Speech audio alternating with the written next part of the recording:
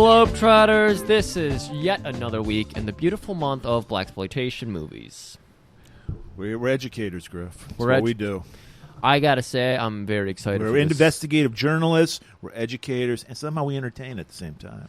I don't know how we do the three, because most people can't do three things at once. Right. Most people can't do one thing at once. Here we are, me and Marie are both knitting nice sweaters for each other, because that's what we do. We got cold last week. We were shirtless. We said, on our tippy tap, we were shirtless. And yep, we were shirtless. We're worried about COVID. So we're like, I got to chill. We were shirtless, and also I had to edit out that audio of my furnace breaking during that. So we had nice. I didn't want to hear that. Very erect nipples during that recording. Yeah. It was a dark episode. No cameras were on, as usual.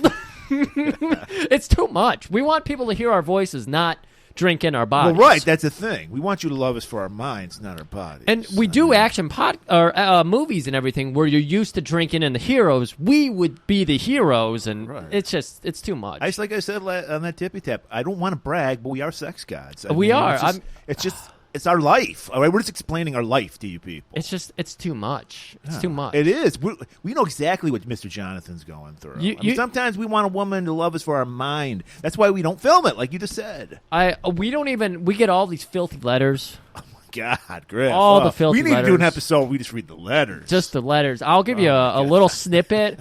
I had one where I don't know who it was. They didn't leave a name. They just left a lipstick print on it. Oh, that's But classic. anyone could do that. Yeah. But they were talking about walking around my mustache like it was a hay field or something. I was like, oh, that sounds awful. Like I got hay fever, so Well, it must have been that ASMR we did a few weeks earlier that got him really. Oh, the mustache ASMR probably. Yeah. Ooh, yeah. I think they knew it was yours. That must have been it because my voice does not ASMR anybody. No one's getting tingles from this voice. I agree. Yeah, we just got a lot of creeps who love us, but hey, that's creeps the gotta world. Love somebody. We were talking about how do we solve this problem in America where we just love celebrities? Like we're willing to die for celebrities, We're willing to fuck them and then realize 20 years later that might have been a bad idea. Are we talking about Marilyn Manson? We're talking about Marilyn Manson. We're talking about all the rock stars of the early days. We're talking about all the fucking ring rats that were fucking doing blowjobs behind the dumpster. No, those girls kept their mouth shut. They enjoyed it. We have that. All you ring rats in the Carolinas, I appreciate you. Good for you. You're probably a grandmother now. You suck Ric Flair's dick behind a dumpster. I mean, if I was into sucking dick, I'd probably pretty fucking stoked if I sucked Ric Flair's dick. I don't know about Dusty, but Ric Flair's dick, yeah. You can see Dusty's dick. He's fat. He can hold on. Never mind. How does this have to do with Cleopatra show? I don't know. We're riffing here. Ramble on. Wait, let's not bring up this. The mud shark. This isn't his month. This is blaxploitation month. Right. So we got Tamara Dobson. Wonderful. Not anywhere in my stratosphere. So I was very happy to get to know her in this movie. Yeah, I know. I was shocked to know she did so few movies. I thought she did a lot more, but no, she's only in like 5 or 6 movies. That was her whole career. Very unfortunate. A lot of the people. You know why? She refused to do nudity. God bless her. She was very I'd say more God bless Pam Grier because she always did nudity. Wonderful outfits. You'll have to reach out to Tammy and see how she felt about all the outfits that she wore. Yeah, I was like, man, we could really use her just for this. I have to imagine the aforementioned Dusty Rhodes took a lot of influence from a lot of these outfits because she is wearing the furs everywhere, like various furs. Yeah, it's like 100 degrees out, still got the fur on. Yeah. Great headwear too.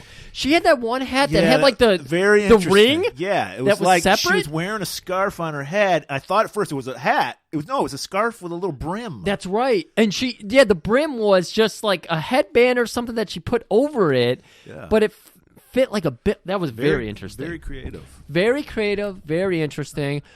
This movie does a great job of being very simple and yet very interesting. That's what I love about blaxploitation because they're all they get to the point. That's what I love about most of these action movies because it's just like there's one road. We're just going to go straight down it. Right. So this is one of those movies. And everyone along the way, I love the neighborhood. They do such a good job of having just like the people on the streets. They get kind of the vibe of the 70s. You have unemployment rates going up and everything. So it's like they do such a good job of capturing everybody.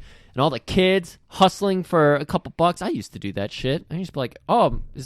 Subtly threaten people? Yeah. Okay. Yeah, you got to subtly threaten them. I'd be scared if you threatened me. Bunch of 10-year-olds, you don't know which one of them's been eating at Vinny's and it's just got a shit any moment, you know? Shit right on your Corvette. Exactly. That ain't good. So, yeah, if you can hustle a buck or two out of them. I mean, who shit on my mag wheels? Murray, you're our exchange converter, money converter guy, so $1.73 would be like $19 today.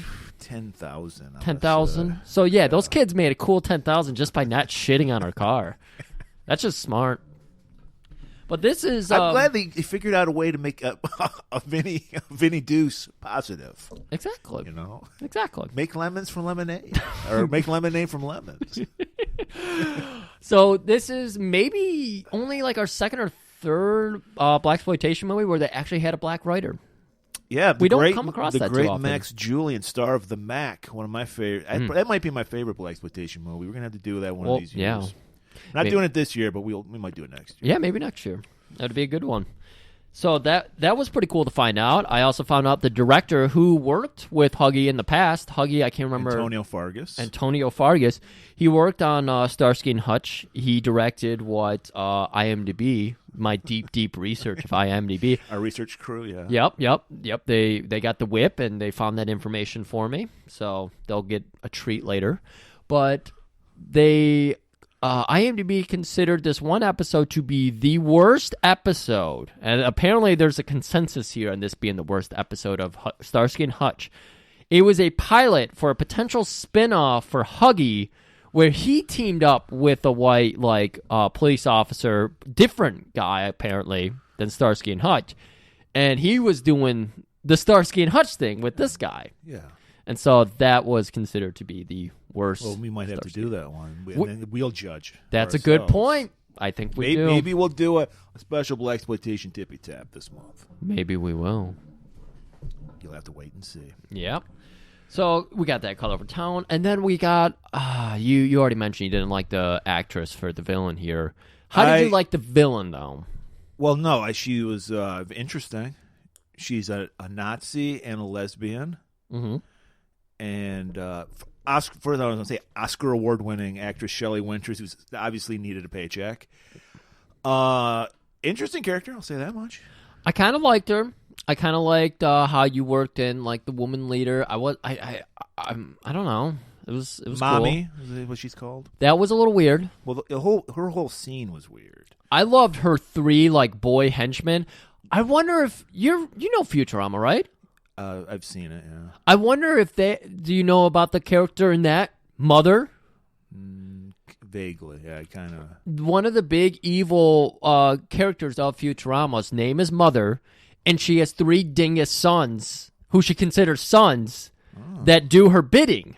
So I've never looked it up. I wonder if that was a reference to this because she has like. Were they her sons?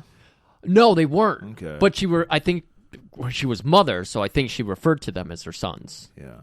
But, yeah, she had the three dingus sons. The one was a complete fuck-up, Tony. Baby Tony, who, when I saw that disheveled, insane hair, I was like, that was Griff long COVID hair. I'm glad you said that. I was getting Griff vibes off this That was guy. me, long COVID, weird. Yeah. My hair does not grow long. And it was making me laugh so hard. Yeah, and then we had Zapp, who looked like John Belushi. Okay. And then we had Brucey. Yeah, he was like the distinguished He was the one. accountant. He had a British accent. So He was distinguished. He handled the money. Maybe Tony, I think, had a British accent, too. It was weird. Tony had I want to say a Cockney accent? I don't think that. Did you notice Tamara had kind of a weird accent going? Like sometimes it sounded like she was trying to do like a British accent, and then sometimes she just sounded normal. It was weird. I don't know what she was trying with it. Tamara Dobson. Oh, Tamara Dobson. Okay, I'm like, are you talking about Cleo? Yeah, Cleo went in and out of different voices. Like it wasn't a British accent. It was like that it's that Shakespearean accent. Like yes, acting. Like, yeah. Patrick Stewart. Yes. When I imagine him like making fun of himself in Star Trek, that's the voice I hear. Right. Oh man, great. So the film, yeah, pretty good. I loved her henchman. I love the fact that she is subtly gay. totally. I love that she had an army of German horrors. Yeah. Like every scene, there was a new one, and they all had like hot pants on. They all had. They were all hot. Something that was intriguing to the eye that wasn't lingerie. I love that touch. Yeah. But yeah, I'm gonna try to get a clip of it. I'll send it your way, Tim, and of course I'm gonna put it up on Instagram. But that butt squeeze little handshake thing she does, and the camera gets real close to her hand. It was like, I don't get it. And that's right. Who did the music video with was that Wasp? No, it was Rat. Rat. I want to know. I'm what still that asking, is. by the way. I can't remember what the video was, but there was that hand gesture that fucking creepy kid does. Yeah. Please, if you know, tell me. The finger lick flick. Lay It Down is the video. Go watch that. To the very end, kid does a hand gesture. That was our first episode. I still have not gotten a clue as to what that means. Can someone get in contact with Rat, please? Please, someone get a hold of contact. Before we go to our trailer, real quick, we fucked up last week. We forgot to mention every Blaxploitation month. You know we like to play, a nice little reverse trick on our white folk out here who, the racist ones that like say, no, he's one of the good ones. So we do one of the good ones about the white characters in these movies. Well, because traditionally there's only one good white person in a Blaxploitation movie. Exactly. So that's our job. We point out what one of the good ones is. Yeah. We forgot to do that last week for Black Shampoo. It's very obvious. If you listen to the episode, go listen to the episode. It's very obvious. Can you feel the love? Oh, I can feel the love. Everyone felt the love. I ended the episode last week with it just so you could leave on a good note. But everyone knows what the good one was last week. You got to be pretty good if you're going to take a hot curling iron up your ass. Of course, we're talking about Artie, the lovable little gay man who took a curling iron up his ass for Mr. Jonathan. That's how much he loved and respected his boss. That dumb movie I was telling you about with Steve Mnuchin's wife in it. Yeah. There was a moment in the trailer I watched where she gets pinned to the ground and there's a curling iron over her shoulder and she mentions it and I was just like, nope, I'm noping out of here. I know where this goes. I've seen Black Shampoo. I know where that goes. Well, it's not where it's supposed to go, but yeah. Well, I know where we're supposed to go, Murray. To a trailer? That's right. All right, everybody, get ready for the lovely Tamara Dobson. All 6'2" of her, or 5'10". We don't really know. 5'10" according to her identification in this movie. She's better known as Cleopatra Jones.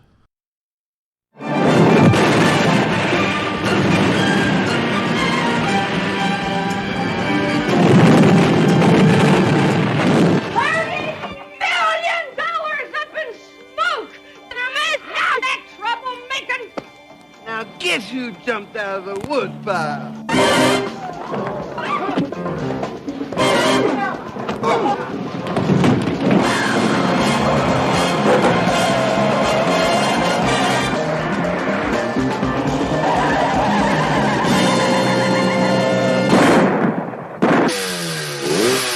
If I ever hear of you selling so much as a cough drop, I'm coming down on you so hard. Tamara Dobson, the Soul Sisters' answer to James Bond, and the most exciting new star in years. 6'2" of dynamite, and it's all stacked. I told you where, and I told you when, and I told you how to get that Cleopatra Jones in my business, son. And up against her is the archer to Goldfinger, two-time Academy Award winner Shelley Winters as Mommy.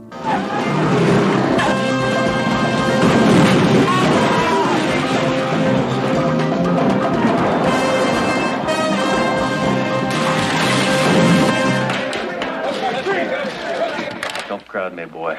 You better put that down before I make you eat it. Oh, I don't want this town to blow up. Big deal. Just hang it right there.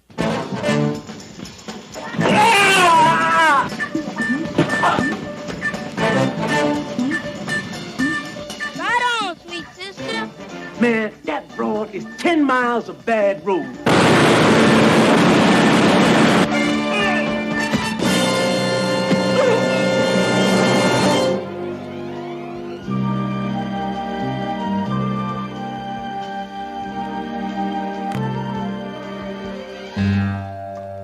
You are no match for that black lady. I'll take care of Cleopatra Jones.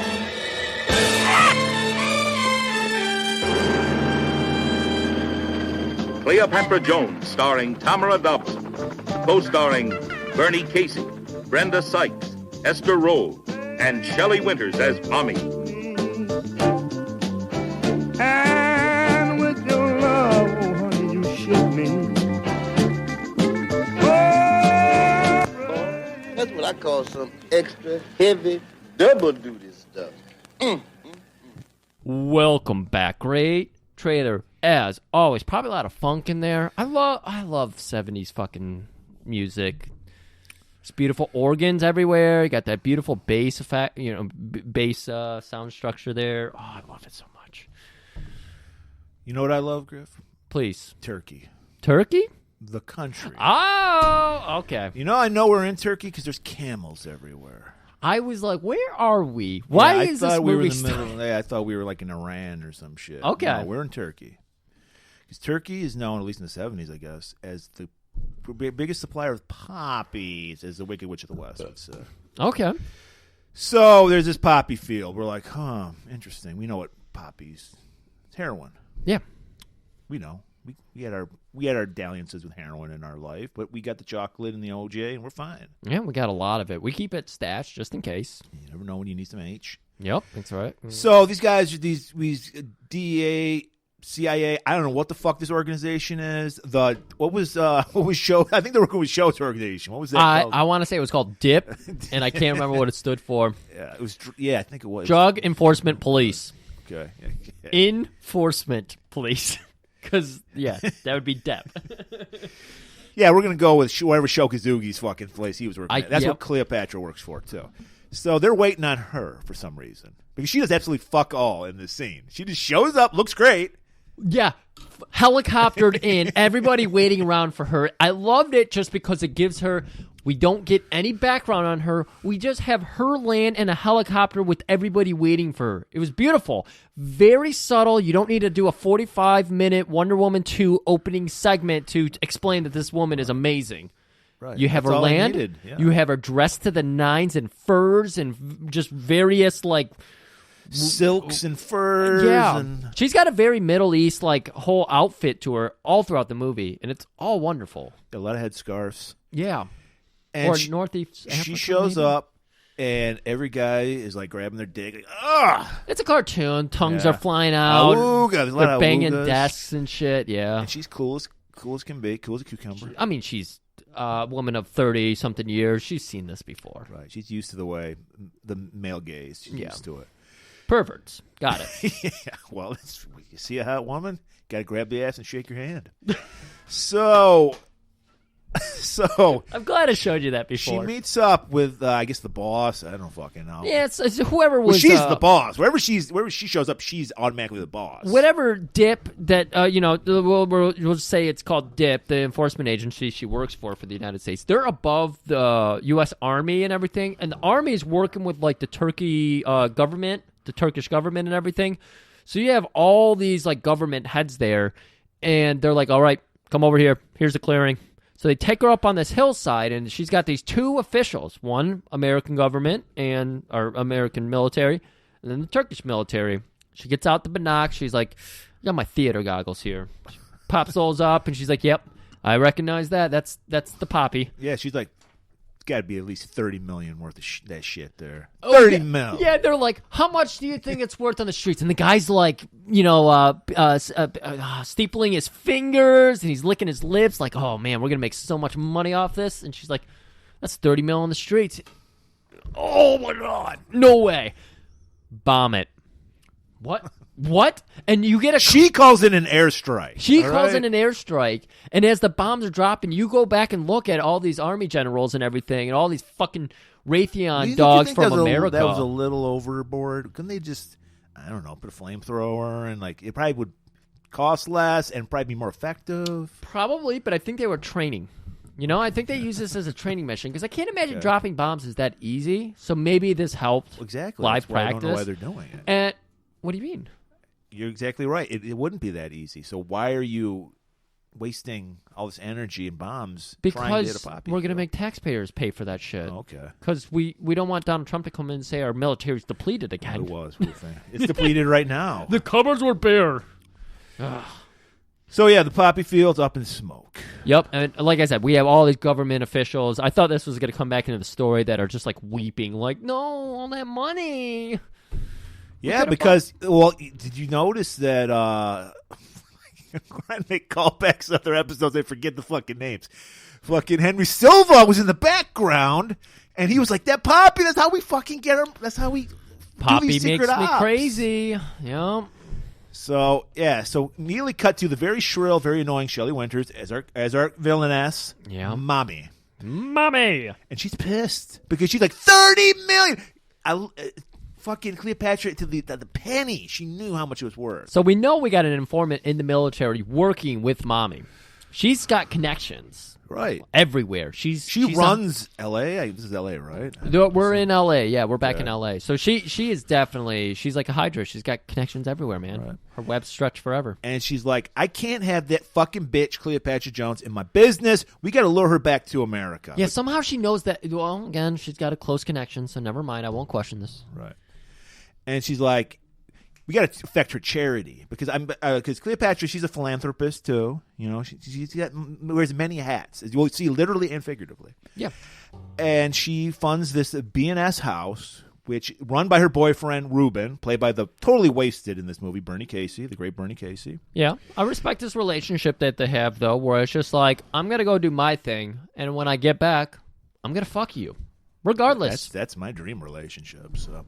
So yeah, and she's like, just fuck with that, raid it, because, you know, those blacks, they're just up to stuff. You know it. Yeah, that's actually the call you hear her make to the police was, you know, she's the type of woman that goes jogging in the park, sees a black man minding their own business, and has her finger on, she's already dialed 911. She's a black man bird watching, and she's just like, exactly. I feel threatened. And the guy's like, are you talking to me? And she's like, yeah. And then she dials the final one to summon the police. So she is going to plan a raid on B&S house to get Cleopatra back from Turkey, where she's blowing up poppy fields. Right.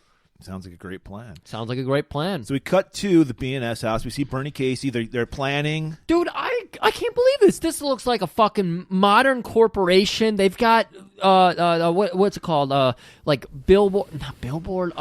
They got the fucking poster boards out and everything. They got diagrams. They got pie charts. They're like, here's where the drugs have been moving lately. This is a house where you come to get cleaned up. Right. This is the attic to Huggy's bar. bar. And he's saying, before there was rap music, there were rap sessions. And he's like, we need to get out on the streets and have some rap sessions with these kids so they don't get on drugs. Yeah. And just as he says that, the fucking pigs show up. The white man does not want black people to get together and have, try to bring themselves. Yeah. Right. They want to keep them like enslaved to the drugs. Fucking awful. The cops show up. And we got some cops seem okay. There's a guy named Officer Kurt. He seems like an all right guy. Yeah, we got a Kurt. He's there, and then he's trying to get everybody to play cool and like, hey guys, we're not here to murder people. We're just here to.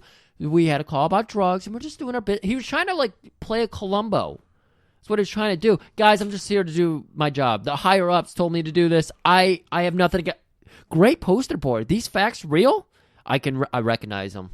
We gave you guys this information. This is good information right here. But we all know the cops operate, Griff. Good cop, bad cop. Oh, Jesus. So we're introduced to our bad cop, who's just like a patrolman. He's not even a detective. No. Officer Purdy. And you know why we know he's a bad cop, Griff? Because he has a southern accent. Did he? Yes, he did. Oh, I just thought he all racists have a southern accent. I just thought he talked like a slackjaw idiot. Doesn't matter where you're from. If you're racist, you have a southern accent. And so he can't wait. He's trying to entice people into fucking with him. Yeah, one guy takes a step in his direction. He's the only officer with a gun, and he's got a shotgun. Guy takes a step in his direction. He cocks the shotgun, and he's just like, would you like to say that again? Would you like to say that again? Would you say that again? Yeah. That's little John DeHart. And, and he's just, throwing boy this, boy that everywhere. He's just picking fights. And Bernie's playing it cool. He's like, a little tense, but he's like, no, be cool. Yep. Be cool. He realizes he's had to deal with the cops before. He knows, you just gotta, you can't fucking. Can't fight City Hall. Exactly. And you also can't fight a big bag of heroin, which is what another patrolman finds. He's like, Chief, I just found this giant hefty bag full of heroin. Yeah, he comes stumbling down the stairs with this man who's freaking out, just jiving and kicking and screaming everywhere. And he gets down there and he's like, check this out. And it is a 4-gallon Ziploc bag of heroin. And I don't think drug abusers keep 4-gallon Ziploc bags of heroin on them. I don't think a street junkie's can afford that much. Yeah, but that's what they're accusing him of. Right. So immediately Ruben knows this is bullshit, but he's like, Jimmy's the drug addict, recovering drug addict. He's clean now. He's like, did you fucking relapse? I gave you a chocolate candy bar every fucking night. What's going on, Jimmy? He's like, I didn't do it. I swear this isn't my heroin. And the police are like closing in on Jimmy. Like, they're like, we're going to read you the rights. We're going to take you in. And Jimmy just like sprints to the doorway. He doesn't run out the door. He just sprints over to the doorway and then he like cowers over there. And Purdy's like, I'm going to finish reading him his rights. And he goes over there and starts pummeling him in the face. Well, he does read his rights. And then he pummels him in the face. Well, he was doing that clap thing that people like to do. This is your right, with each clap being a punch in the face. Oh. You have the right to an attorney. Well, it worked because Jimmy's going to jail. But everything else is clean. They're like, all right, but we might have to shut this place down. Yep. But, who knows? Just as we leave this scene on Ruben's face, like, what the fuck is going on around here? We go over to our police headquarters where we have another person who's wondering what the fuck is going on around here, Murray.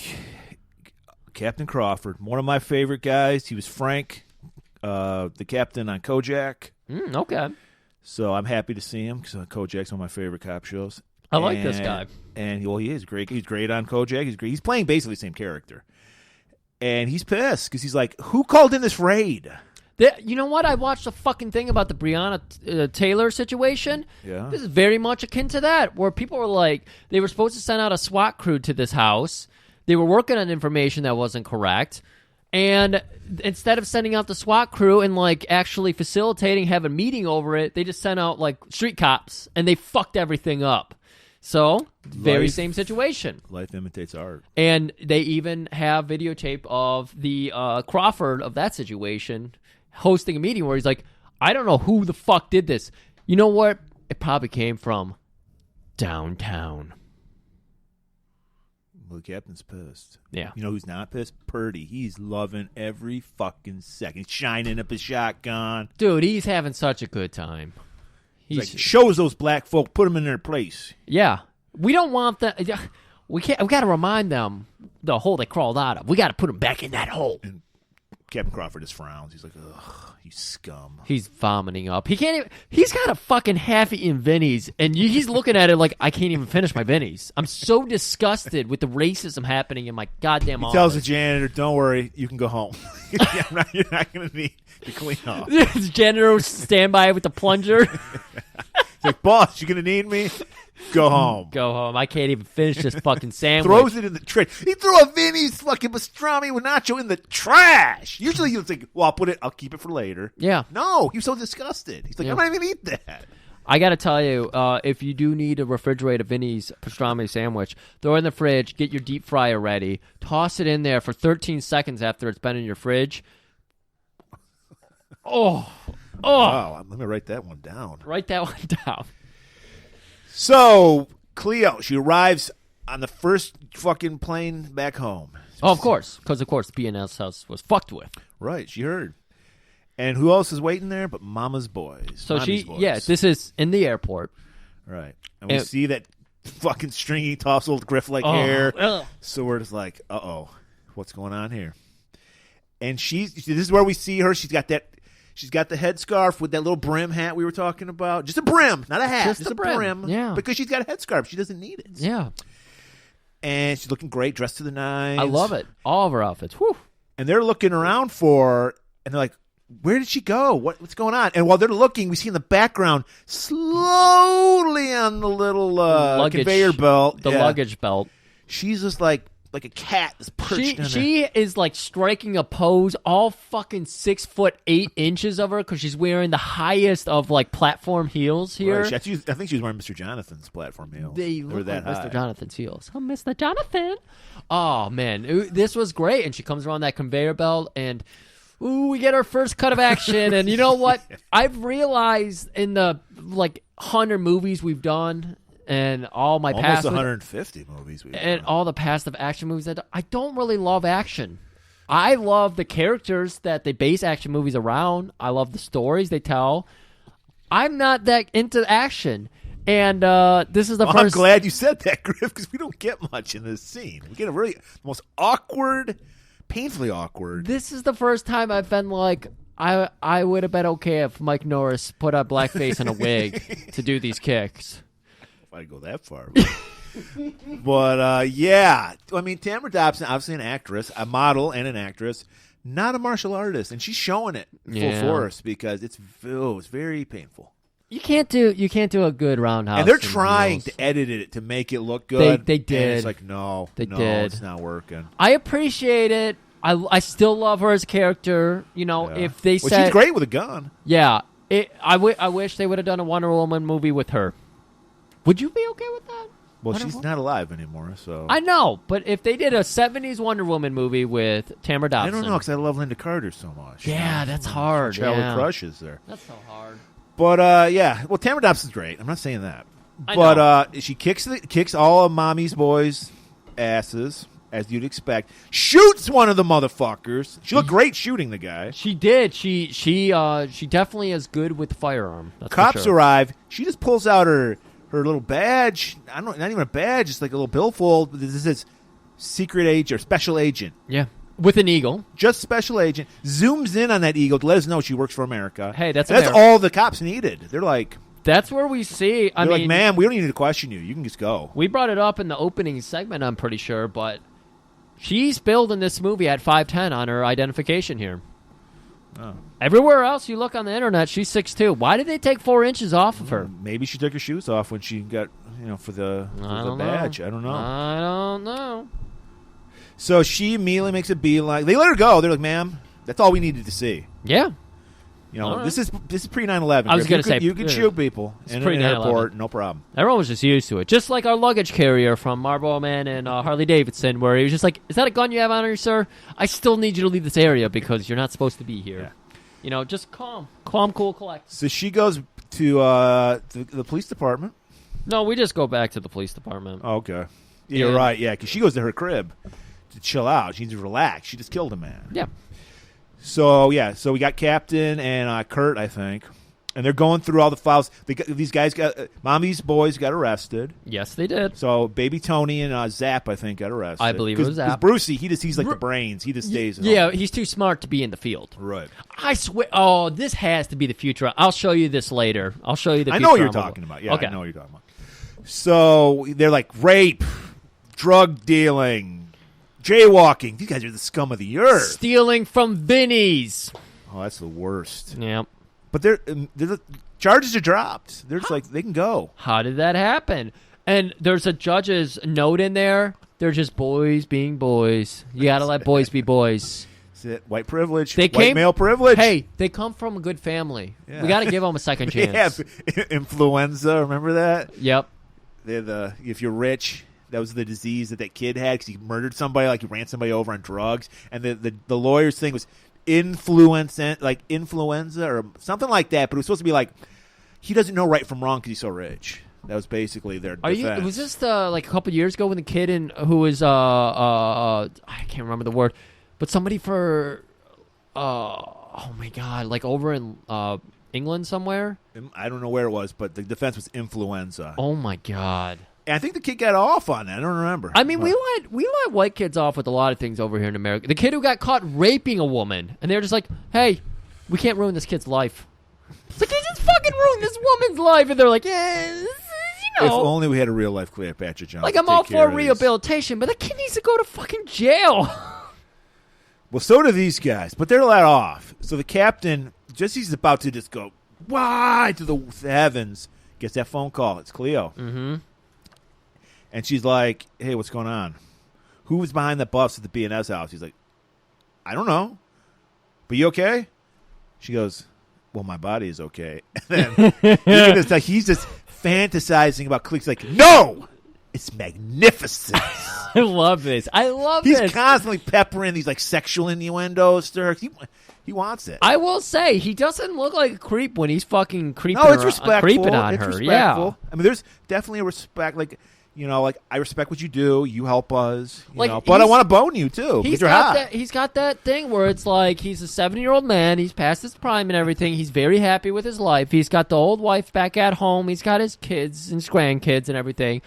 And so when he compliments Cleo, it's like, no, you're beautiful. If she came on to him, I think he'd be like, whoa, Missy, I'm a happy man. It's just he's just stating facts, okay? It's just like, hey, your body's magnificent. We know it. You know it. I know it. Let's move on. There's respect here. That's all I'm trying to say. There's respect definitely. here. Cut to mommy. Yep. She's furious again. She's got a new German whore bringing her tea or rubbing her feet. I forget what it was. Oh, yeah, no, this is Gerda, and she's slapping baby Tony around because he's the one who mainly fucked up. He's got that awful greasy hair, that summer 2020 Griff hair. Oh, God, it's gross. It was gross, yeah. Just and so, just as she's about to murder Tony, Gerda, what did she bring her something? She brought... I don't want to point out, Griff didn't see this. There's a bust of Hitler behind her in one of the scenes. There's so much. This is what I didn't... And that explains why she likes German horrors, because she loves Hitler. I didn't love Mommy, but everything surrounding Mommy and, like, just Mommy's whole air of importance is wonderful. But, yeah, so Gerda arrives... And she's got a nice, very nice vodka tonic with 3 olives in it because that's how Mama likes it, 3 olives. And so Mama takes her vodka tonic and she's like, okay, I'll calm down. And you know what? You can't quite soothe yourself on a vodka tonic, but you know what really soothes you? A little cake grab. Grab those cakes. Yeah, grab that cake. When I need to relax, I grab the nearest ass I can find. So always calms me down. Gerda here...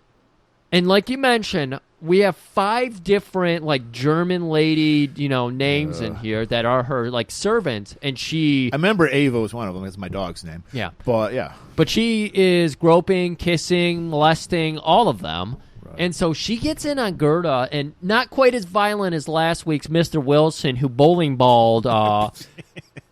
Brenda, thank you. Yeah. She just tasteful cheek squeeze.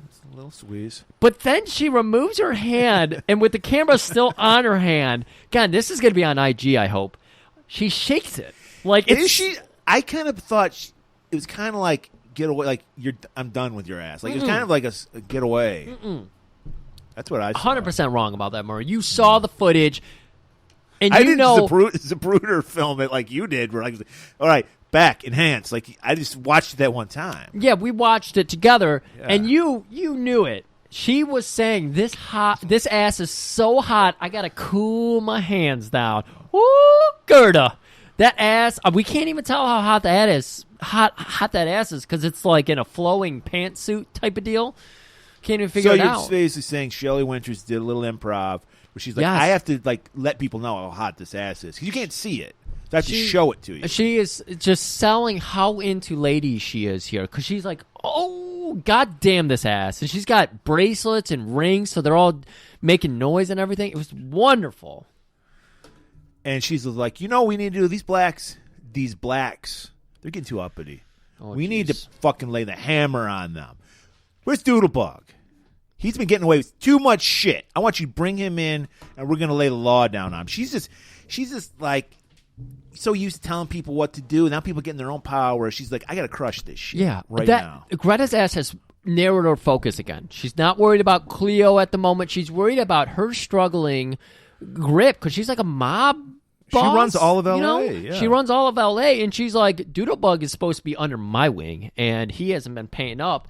We need to muscle him, because we don't want other people. He probably is, but she's just she sees it all. Like, he owes us like 30% when the deal was really like 15, and it's like, well, no, mommy, he's actually been doing his thing. What are you talking about?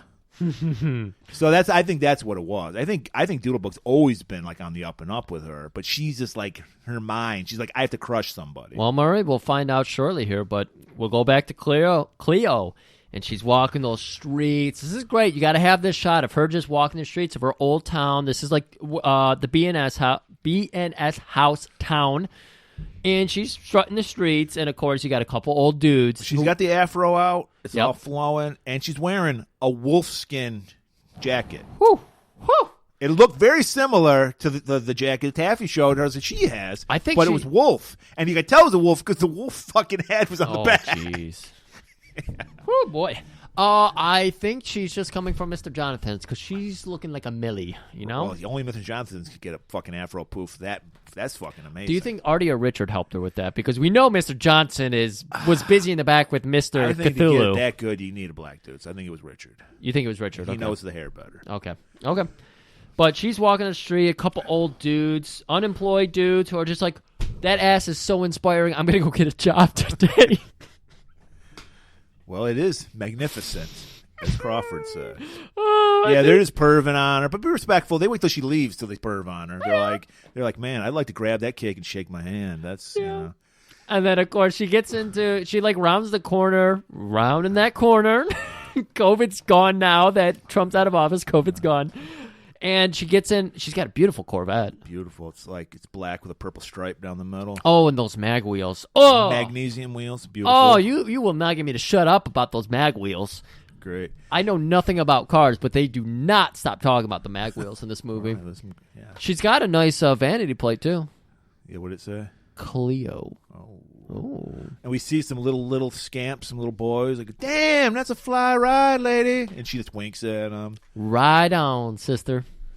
Takes off straight to the captain, straight to the precinct. Yeah, this is where they. I believe, where they meet up at a nice little deli. They didn't go to Vinny's because Cleo knows that she's been trying to avoid the meats lately.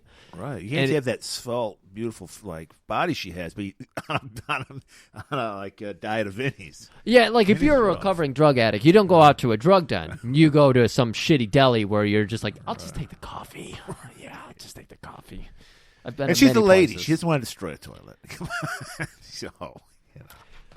See, as I was thinking about, never mind. I'll go way too far off on that one. So Whatever. She meets up with the captain. She IDs Mommy's goons. Like, yeah, those are the people that fucking, fuck with me at the airport yesterday. Yeah. And she has Ken Clegg. Kurt. I knew it was a K.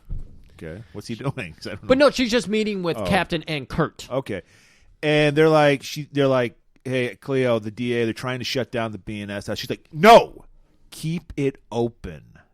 She just demands it. And they're like, okay, whatever you say. They're like, we're pretty sure. Whatever you say, gorgeous. We're pretty sure Ruben's starting to stockpile weapons against us. And she's like, you let me worry about Ruben. She's like, give me 72 hours. Yes. That's all I need. I'll keep the fireworks down to, just little crackers and little popper things, that kids like to throw at each other. I'll keep it down to that.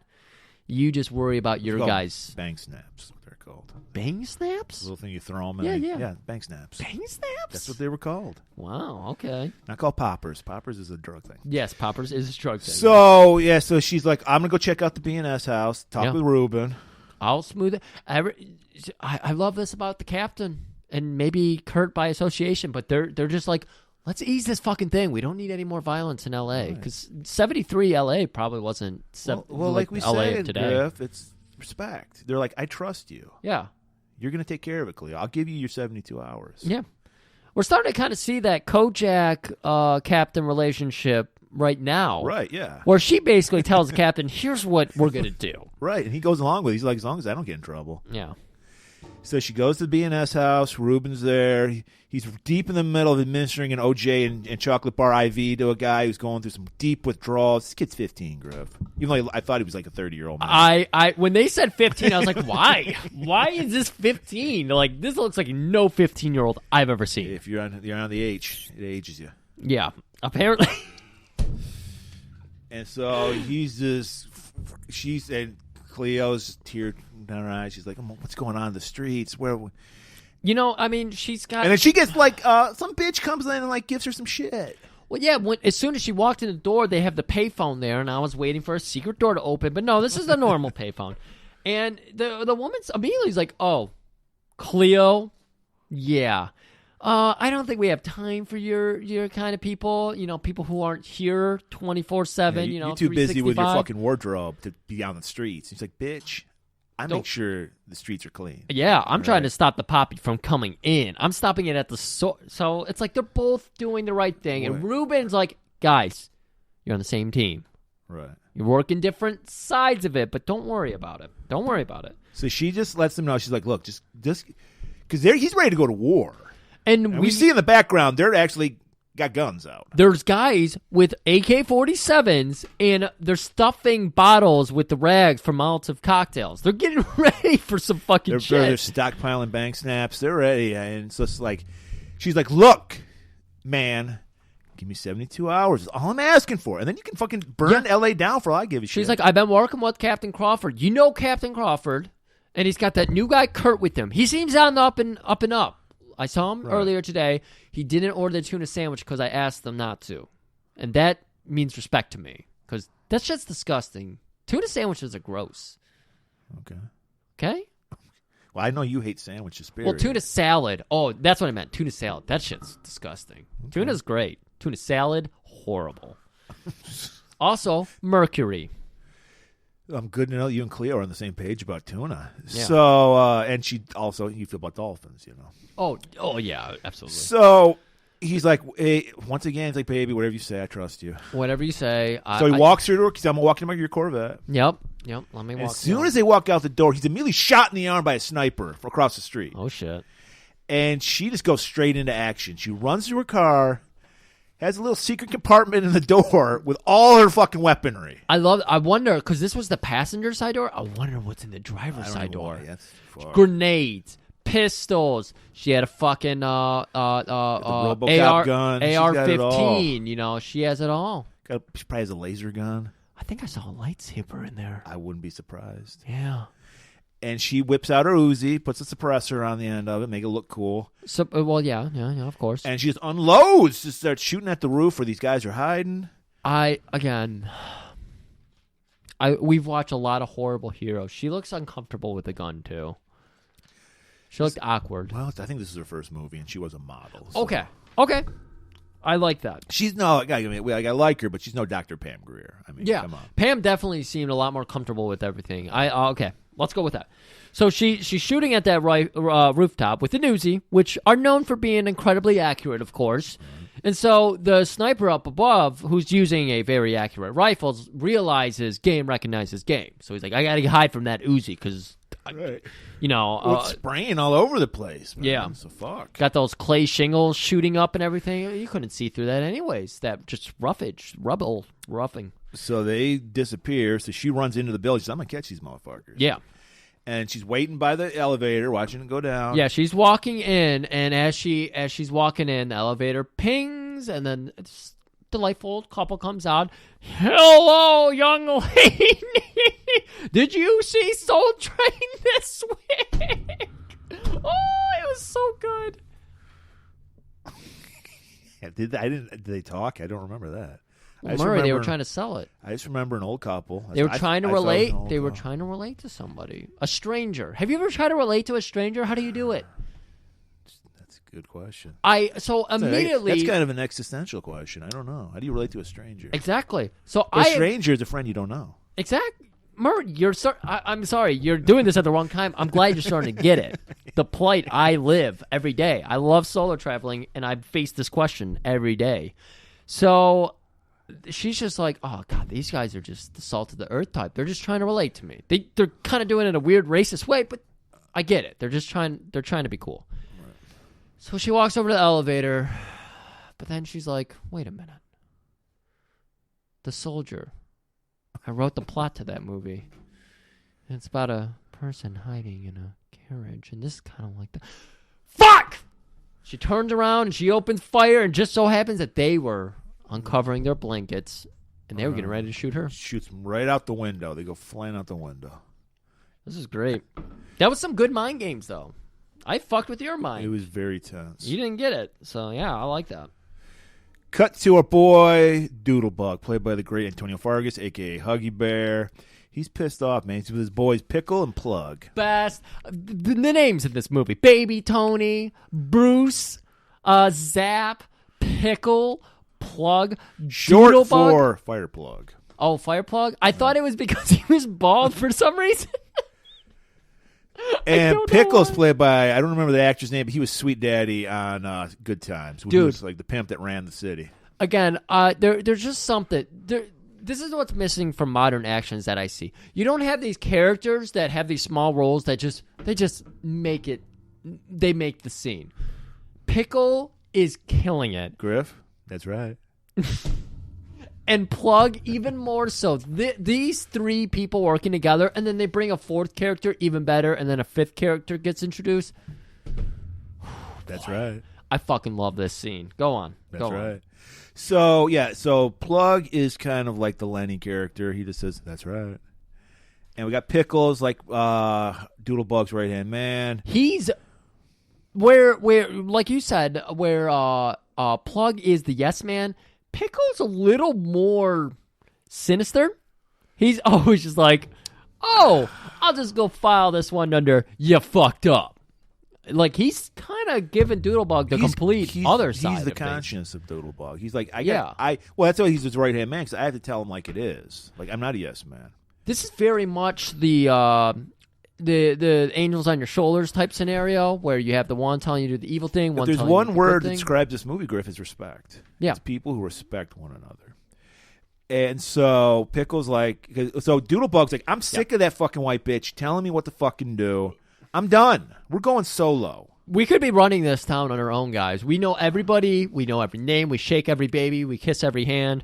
We can do this all on our own. We don't need mommy. Plug was, that's right. And Pickle's like, wait, man. Wait a minute. Are you sure about this? Because, I mean, she's got some firepower, man. Yeah. And just to say that, like, our man, apparently, this is how high up Doodlebug's gotten in the world. He's got his own British butler / chauffeur. This is good. This is 70s sitcom good. And, yeah, it's Mr. Belvedere, basically. And he's wearing, I don't know why he's wearing a yellow chauffeur's outfit. I know, because it was fucking awesome. Okay. Yeah. I thought it looked like he was wearing like a onesie, like pajama. Nope. And I don't know. You could wear that. I don't like you can just go ahead and wear your Danzig and King Diamond shirts. I'll be wearing the fucking. You ever see me in a Danzig shirt? Have you not ever worn a Danzig shirt? No, I haven't. You don't have a Danzig shirt? No. You think Mike would probably have one? Yeah, probably. All right, wear your fucking bright canary yellow onesie. I ain't going to be there with you. It's not a onesie. You're just confusing it for a onesie. It looked awful. It's a beautiful jacket and pantaloon. I'm going to go to the racetracks like that. Okay. I'm going to fucking drop dimes on the Either ponies. way, we learned that he's so, Doodlebug is so high up in the world, he has his own butler. English butler at that. That's the best kind of butler. We've seen it. Batman's got an English butler. Mr. Belvedere show. Yeah. Bob Uecker had an English butler. I like that you brought up Bob Uecker, a known baseball name, because they named this butler after a baseball fame. Are you sure? Oh my God, that rhymed. Yeah. Don Mattingly playing in the 70s? No, but they named it after Mattingly. Well, how can they do that if he didn't exist? Wait, when did Mattingly play? Didn't he play in the 80s? Wasn't he a part of Mr. Burns' team? Wasn't he? He might have been. Was he the one that had the sideburns that he had to trim his sideburns constantly? You know what? The funny thing about that whole Griff is skit, now looking up the Simpson episode where. No, I'm not. I'm just looking up Don Mattingly because I thought he was an old guy. Oh shit. 79 to 2007. Yes, oh no, that's his spouse. But that would have been yeah. He's too young. He's not. So around. Don Mattingly named himself after this butler. Is what we're trying to say. Yes, that's what we're trying to say. And so Mattingly's but we can see like they're just clowning on him because he's wearing a ridiculous yellow fucking outfit. So like Pickle and Plug is clowning on him. 82. He's like, I never, sir. I'll be in the limo. And he takes off, and then Cleo shows up. And I think Plug tries something. Well, Plug immediately goes after her because Plug, like you said, he's the Lenny of the group, and so he's been told he thought she was a rabbit. If the door opens, smash the rabbit. That's how they convinced him. And so he goes after Cleo, but Cleo, she's so fucking swift. She's like water. She's like beautiful water in a fur coat. So she grabs his arm, gets him in the armbar, like flips him over, and, you know, she's just all business. She just looks up at Doodle like, I see you got a new goon. What do you call this idiot over here? But he goes plug, and he goes, that's right. And she's like, look, I got a message from Mommy. Tell her to back the fuck off. I'm going to bring down the hammer on her. Well, all right, but what about Jimmy Beakins? Beakers? I don't know his name. Jimmy, the fucking drug addict from the beginning. I think it was Beakers. We'll call him Beakers. And she's like, were you selling drugs to that motherfucker? He's like, I don't know what you're talking about, man. You know, I saw him with that brother that wears snakeskin all the time. They call him Snake. Oh, Snake. And he's like, check out him. If you don't fuck with me, check out him. And she's like, all right, okay, I believe you. And I love this because Cleo we've already talked about the outfit she's wearing at this time. You mentioned fur? Yeah. She's not wearing fur in this scene. She's wearing a fucking space jacket. Well, she's a woman of the future. She is wearing like a silvery, and even Mattingly walks back into the room and be like, sir, the car's warm. Sir, do they make that in yellow? She called Cleo sir? No, he's like, sir, and then he sees her. Oh, okay. You see, that doesn't help over the audio because they can't see your reaction, your facial pivot. It's not worth talking about. It isn't. It's just interesting that she was wearing a space jacket because it was wonderful, and even Mattingly noticed that. But that lady's out of sight. But she thinks, and she's starting to pin this on Doodle. She's like, you did something. You know, Mommy knows you work this territory, so she pressured you to pressure the B&S house. Did you make a call downtown? Because I hear downtown called in the order. He's like, I don't know what you're talking about, lady. And she's like, okay. All right, I believe you. So, Doodle, he's trying, he's juggling things here. Like us. We're juggling 5 different things, 5 different topics, 5 different themes of each movie we do. He's juggling a life as well, and he's got this sweet new squeeze, and he's trying to get those cakes because they're hot, and you know that his hands are going to be shaking after he touches those cakes. So he brings her down. And we don't get her name, but it's Tiff. And Tiffany comes down. Short for Tiffany. Yes. Tiffany comes down, and she's wearing like an all pink outfit with a weird head thing. Cause I totally blanked out on this scene, so you're going to... It's all right. Murray actually texted me like, there's a whole angle in this that I don't understand. So I'm going to help him out. So Tiff comes down, and she makes direct eye contact because she's the jealous type, and she's a woman. And it's not just anyone. Oh, it's all coming back to me. I did not know that was Tiffany. All right. Now it makes sense. And because he gives her some money to go shopping. Yeah. He's so, she's the jealous type because she's a baby. She's like maybe 20, 19. Right. But she's an up-and-coming singer. Right. And so Doodle, who owns clubs across town, he figured out a way to basically take her under his wing and make her star. Bang her. Simon Cowell. Yeah. And bang her. I don't know. I think he's banging her. Anyways, so Tiff and Cleo make severe eye contact, lock focus for a while there. And apparently that's enough. She reads eyes. Cleo reads eyes. Sounds like a. That's how you make it as a top agent in Dip, is you have that ability. Right. That's right. And so, okay, now it all makes sense. Yeah, now I know Tiffany is. Now that everyone's making their exit, Cleo makes her exit, and she's got some more people she needs to talk to. She needs to get the gang back together, if you will. Right. Well, she's like, I'm gonna need somebody. I can't do like we were saying, we're juggling 5 things. She's juggling 5 things. She's like, I need to juggle 3 things. Yeah, she's gotta follow Tiff. She's gotta follow Doodlebug. She's gotta follow the B&S house. She's gotta keep her tabs on Ruben. Eye on Purdy. Yeah, she's gotta think about her exit strategy when she gets Vinny's. Like, what day she's gonna do it. Dude, I swear it's like that. I mean, Vinny's, like I said, it's heaven going down.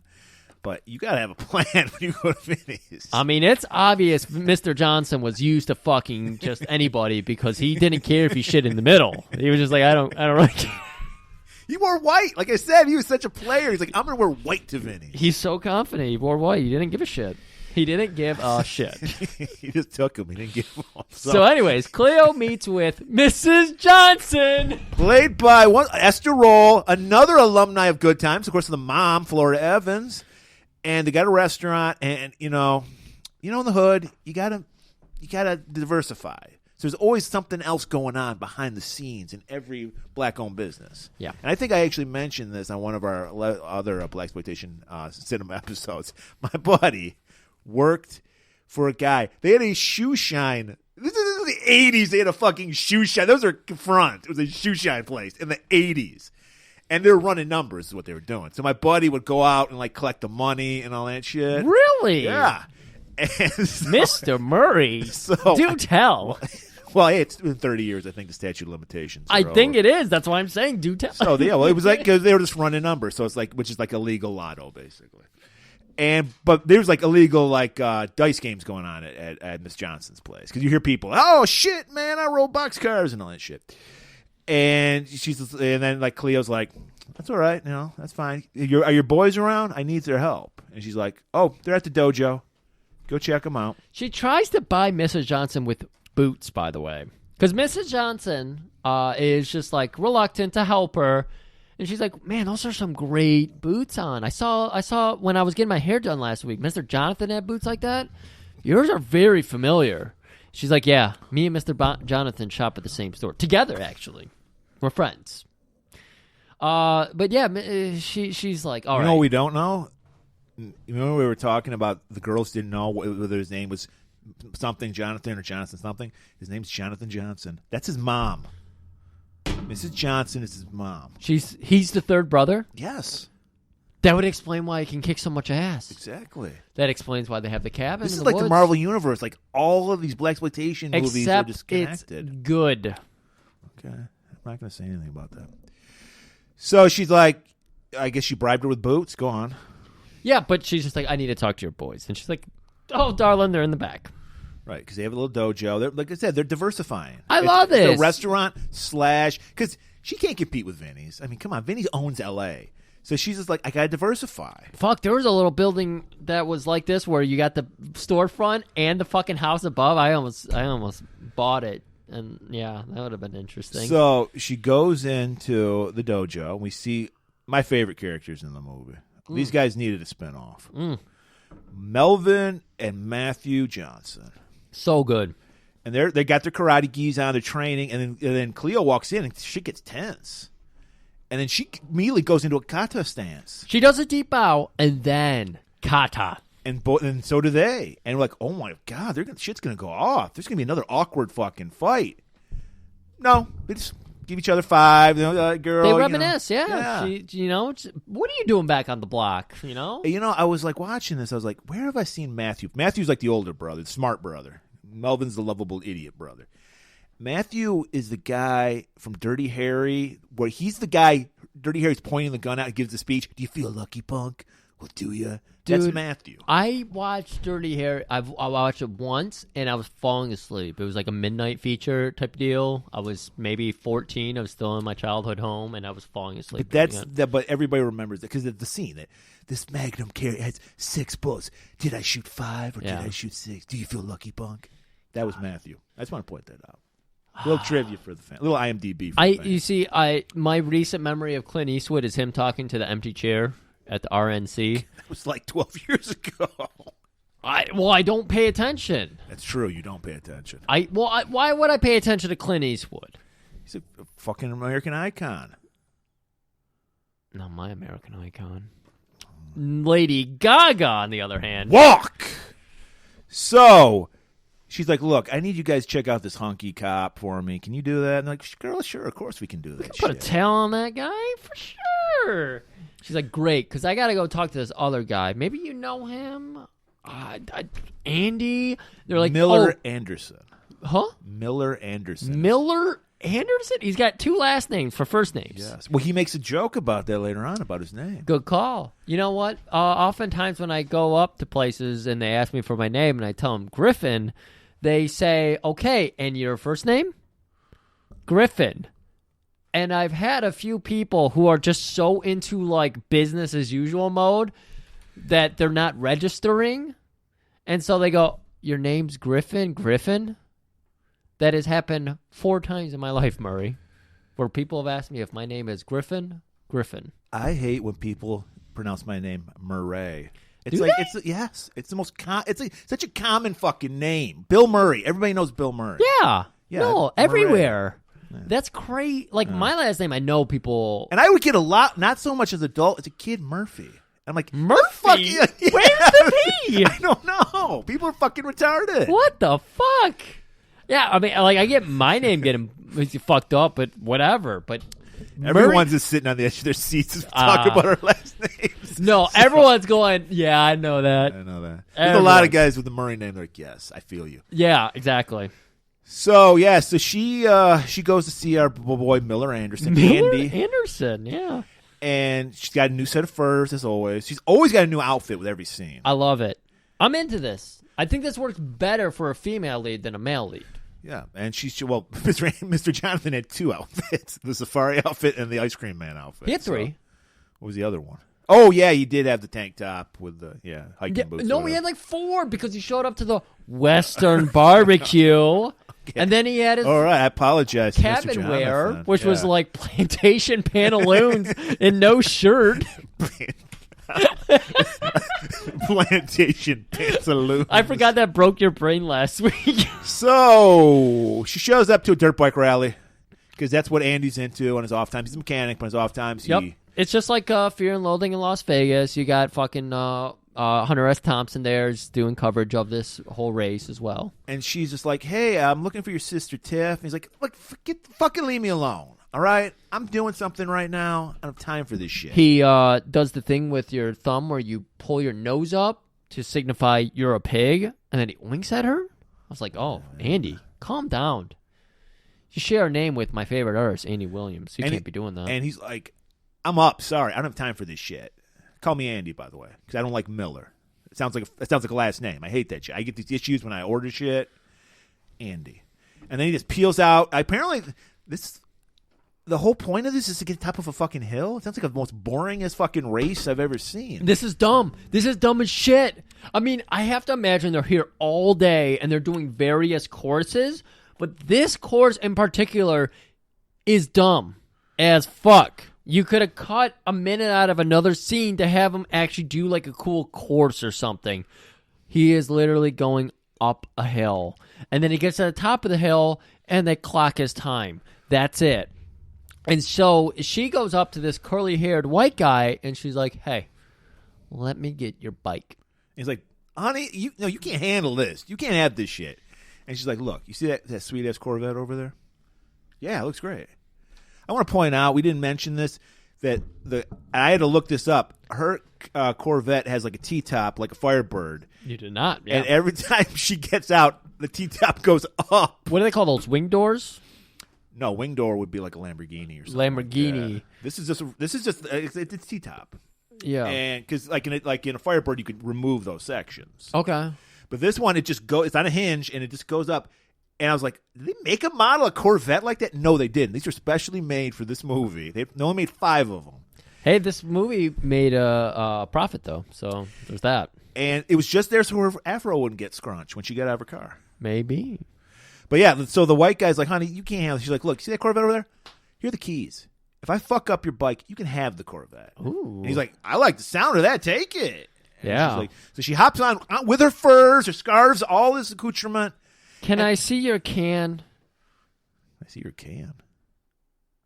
All right, I can see your can. I don't know what that means. He just want to take a glimpse of her butt. Oh. Can is slang for butt. Yeah, I don't know. I respect women enough not to say things like that. And so she peels out, beats Andy's time by like 5 minutes. She gets up there.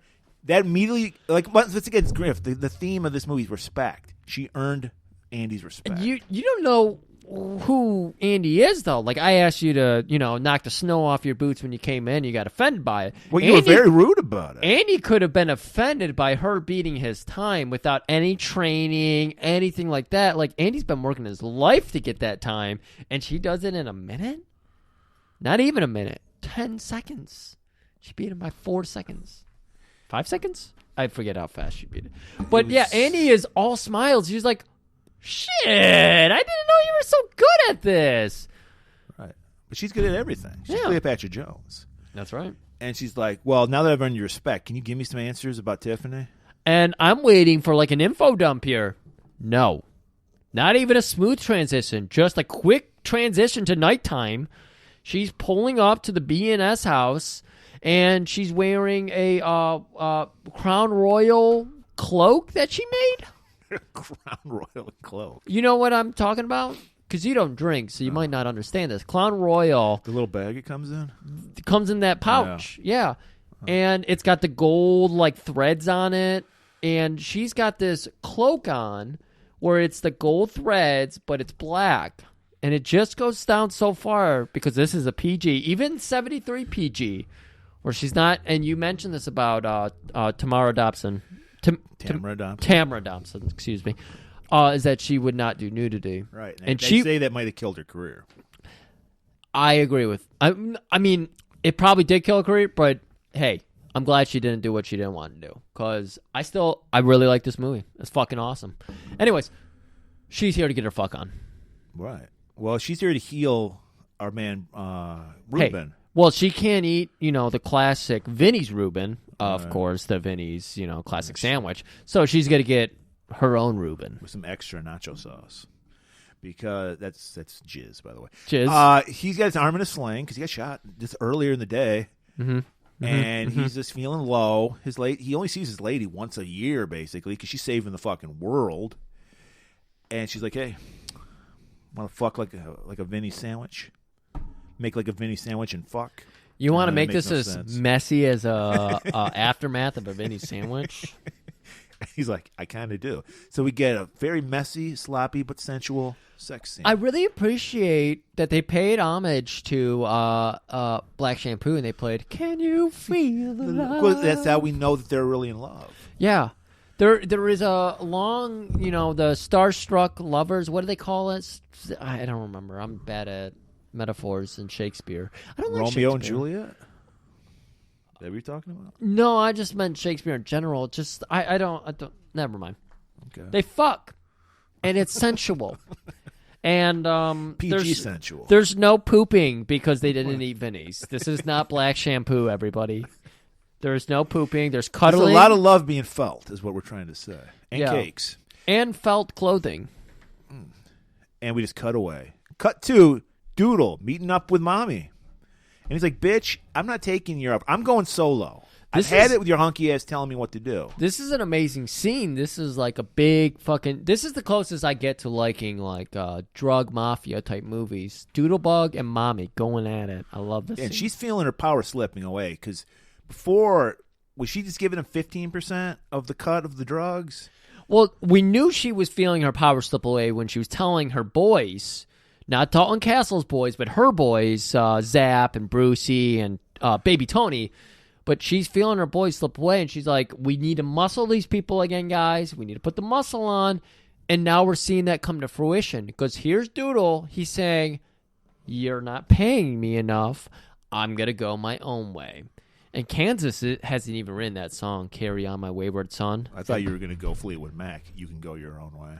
But that would make more sense. Yeah, it would have. But I committed myself to Carry On My Wayward Son. Okay. All right. Go with it. That's all right. So this is where Mommy's just like, look, let's make this easy. Because just like our good guys who are trying to work out things between Reuben and the police, the bad guys are trying to work things out. Mommy's clan and Doodle's clan. So she's like, look, what do I give you now? Like $3 on the million I make? I keep telling you, trickle-down economics works. That shows how much drugs he's making. She can still afford a butler. Yeah.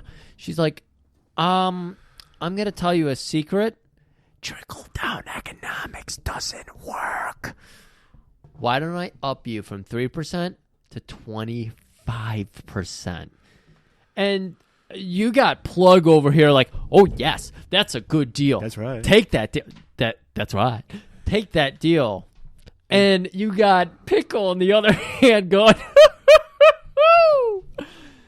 he knows his shit. Well, he knows like that. pickles, He because knows pickles when are you- shit. You and your food issues. I don't know. No, I don't like pickles. Okay. All right. I'm not going to argue that. And so Pickles, I'm assuming, is like, we're just going to wait for Cleo's going to take you out. Once you piss off Cleo, you're done. Well, Pickles doesn't talk for Doodle. Doodle says that. Okay. And so you can just see Mommy just freaking. She's like, what the fuck? I can't, my control of these people, it's slipping on my fingers. And Doodle's like, in fact, you threaten me, bitch? Because they're going to walk out and these like middle-aged goons block them. Yeah. He's trying to walk out. Mommy's bringing in her third or fourth German mistress. I can't even remember her name. Hilda. It was Hilda? Sure. Oh, I thought it was Vishla, and she was coming in with a nice Wormschwat. Gretel. And she was just like, "Hey, a little wine and Wormschwat, and we'll all just talk this over." And he was like, "No, I'm excusing myself. I'm not drinking, and I'm not eating your Wormschwat." He's like, "Fuck you and your Wiener Schnitzel," and just walks. And so she's just. You didn't admit we got away from it, but she's like. Doodle tells her, if you even dare attack me, you're going to be dealing with a whole lot of arsenal and no men to arm it. It was a very veiled threat that he'll kill all of her men and leave her just with guns. So just remember, he basically put a target on Cleo because she's feeling stressed out because he's like, Cleo's going to take you out. Mm-hmm. So she's like, the best defense is a good offense. So I'm going to send my goons out to get rid of Cleo. So this is where we get, because the 70s, we have to have a car chase scene. Yeah. And especially you have a fucking fly-ass Corvette. You got to show it do its thing. So we got Cleo driving. We got Griff looking at his phone, waiting for the scene to be over. And it was pretty long. And we get a lot, there's a lot of shots of her hand shifting gears, too. Mm-hmm.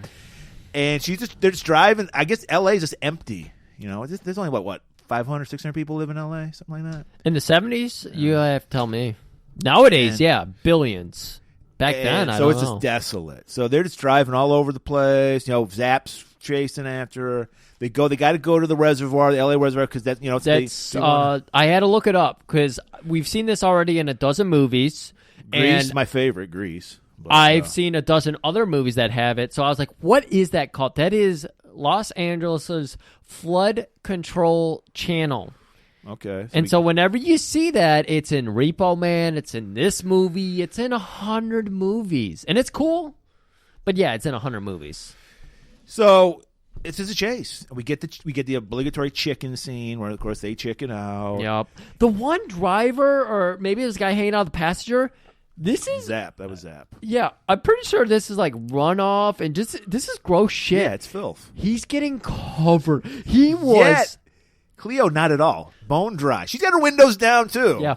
Nothing getting on her. I love it. In fact, when she leaves it, her car is perfectly clean. Like, not even wet. This is like The Spirit. When I was watching like coverage of The Spirit, I think they aired like a little behind the scenes for The Spirit. You know what I'm talking about when I said The Spirit? Will Eisner's The Spirit movie with I didn't see it, but I know what you're talking about. It was not good. It didn't look good. They had a lot of hot women in it. I remember that. And they did the Sin City filter and everything. Yeah.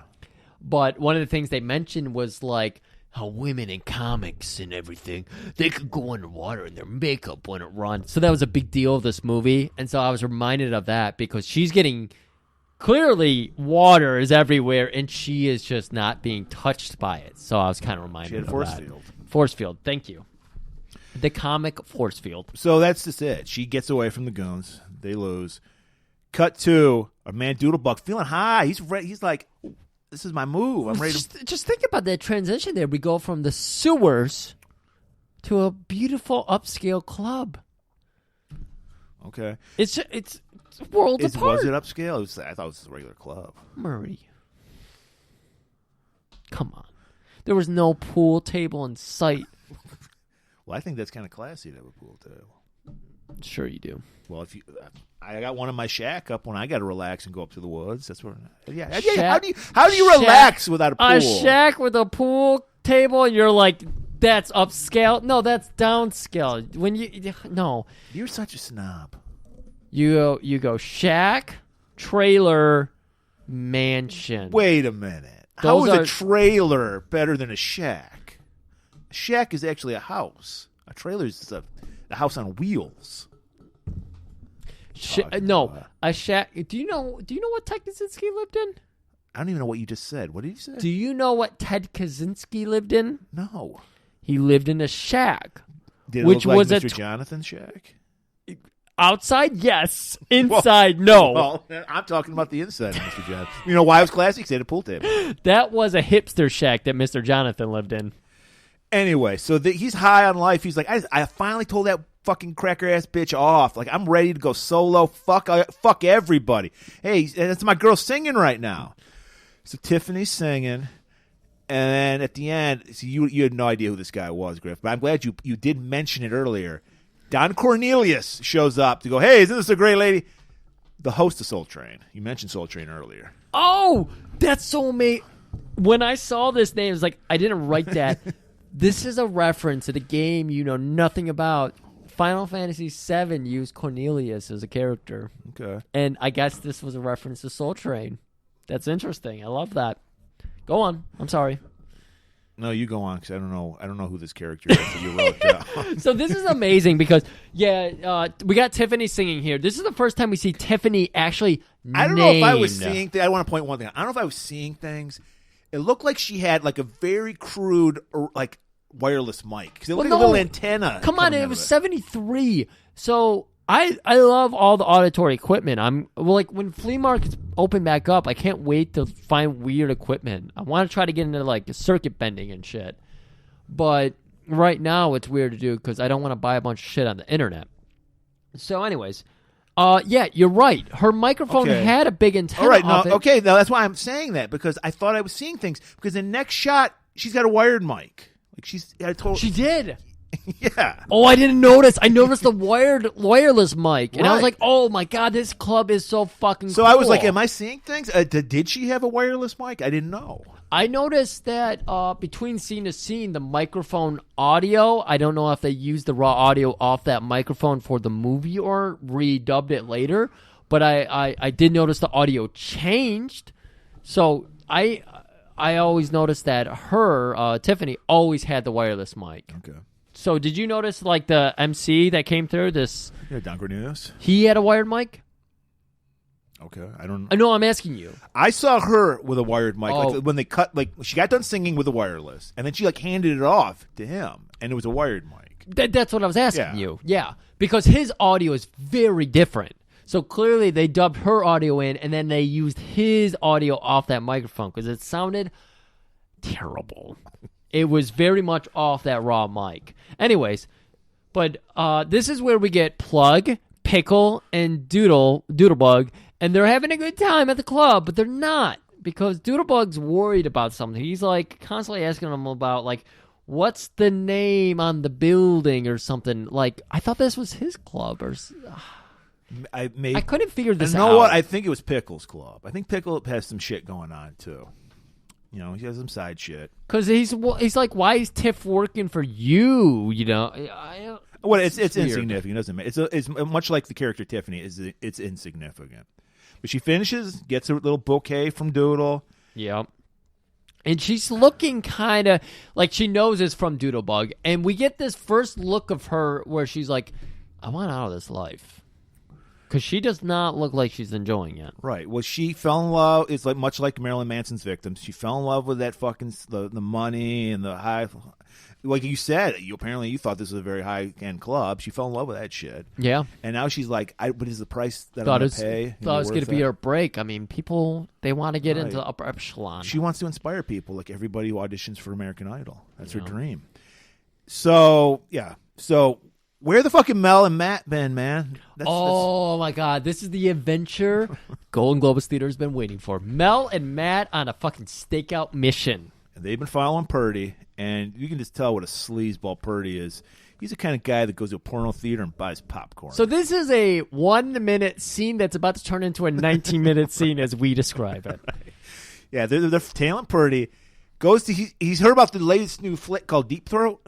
Oh, yeah. And he's like, I got to get down to the fucking Bronx and see that shit. This would be another thing I wish Taffy was there with, because she would know to talk about this, too. Because this is when porn was like respectable for like 5 seconds. And everyone was going, like people in New York, like really like highfalutin people were going to see Deep Throat. Based on comments Taffy made that I think still made the final product, that Playboy special that you should go listen to.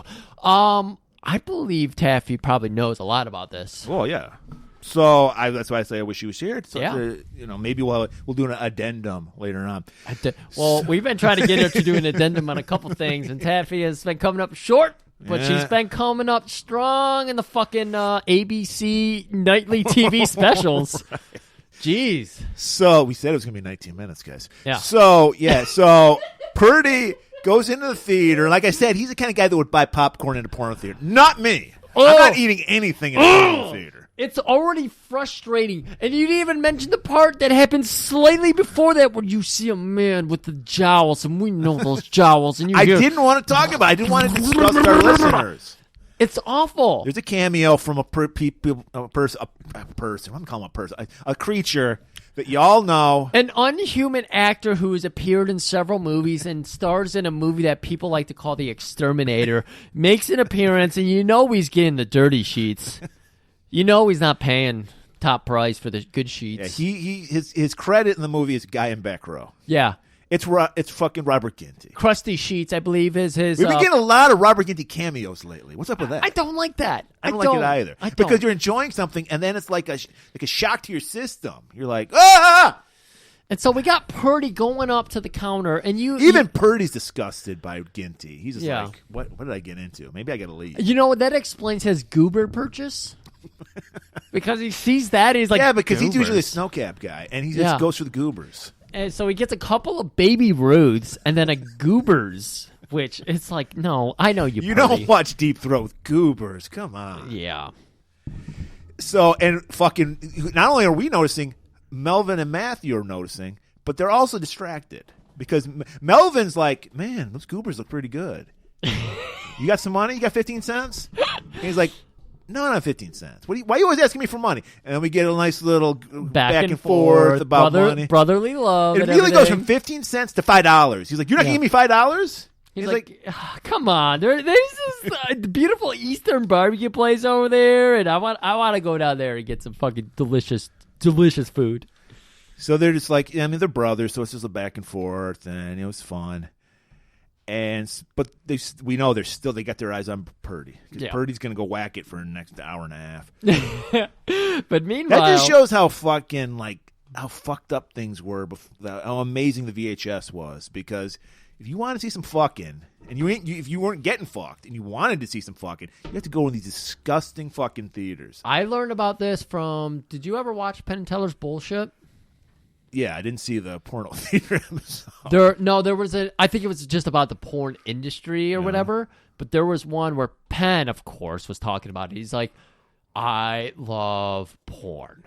And back in my day, you used to have to go to these awkward theaters. So being able to do it at your home was a huge luxury because why should I be having this commutative? And that's why they charge you $100 a VHS tape. Yeah. I remember when my buddy was working at a porno theater in the late 90s, they were charging $50 for a fucking porno tape. And half the time, the chick on the cover wasn't even in the fucking movie. That's crazy. They could just get away with that shit. That's it. Thank God for the internet just freeing us of all that bullshit. We can see whatever the fuck we want now. So while they're staking out, waiting, arguing about how much money for how much coffee and food they're going to get, we go back over to Doodlebug, who's leaving his club, or maybe Pickles Club, and he's like, I cannot wait. I'm so fucking stoked. He's still riding the high from telling Mom off. Yeah, he finally, he's been eating shit for so long from Mommy. Yeah. And now he's just he's riding that high. He's like, I'm done eating that Western barbecue. Tonight, we're dining on Eastern barbecue. And he's just like, barbecue, Eastern barbecue. It's just like hair, which is like a woman. And if you treat it good, it'll treat you good. Hold it, caress it, and if it gets out of line, cut it. I don't know where that last line came in, but it got dark. I know where it came in, from Mr. Jonathan. That's totally a line Mr. Jonathan would tell people. Wow. Okay, it's brutal. Hey, don't cross Mr. Jonathan. So as Doodle is riding this high, he's like thinking about that beautiful Eastern barbecue. Whammo!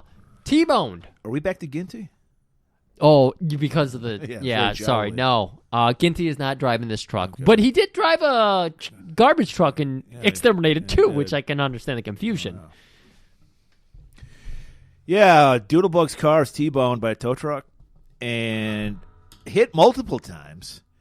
And it kills fucking Pickle and Plug. Yeah, just that. And Mattingly. And they're having a good time. Mattingly's like, "Sir, I don't like this hair talk you're talking about."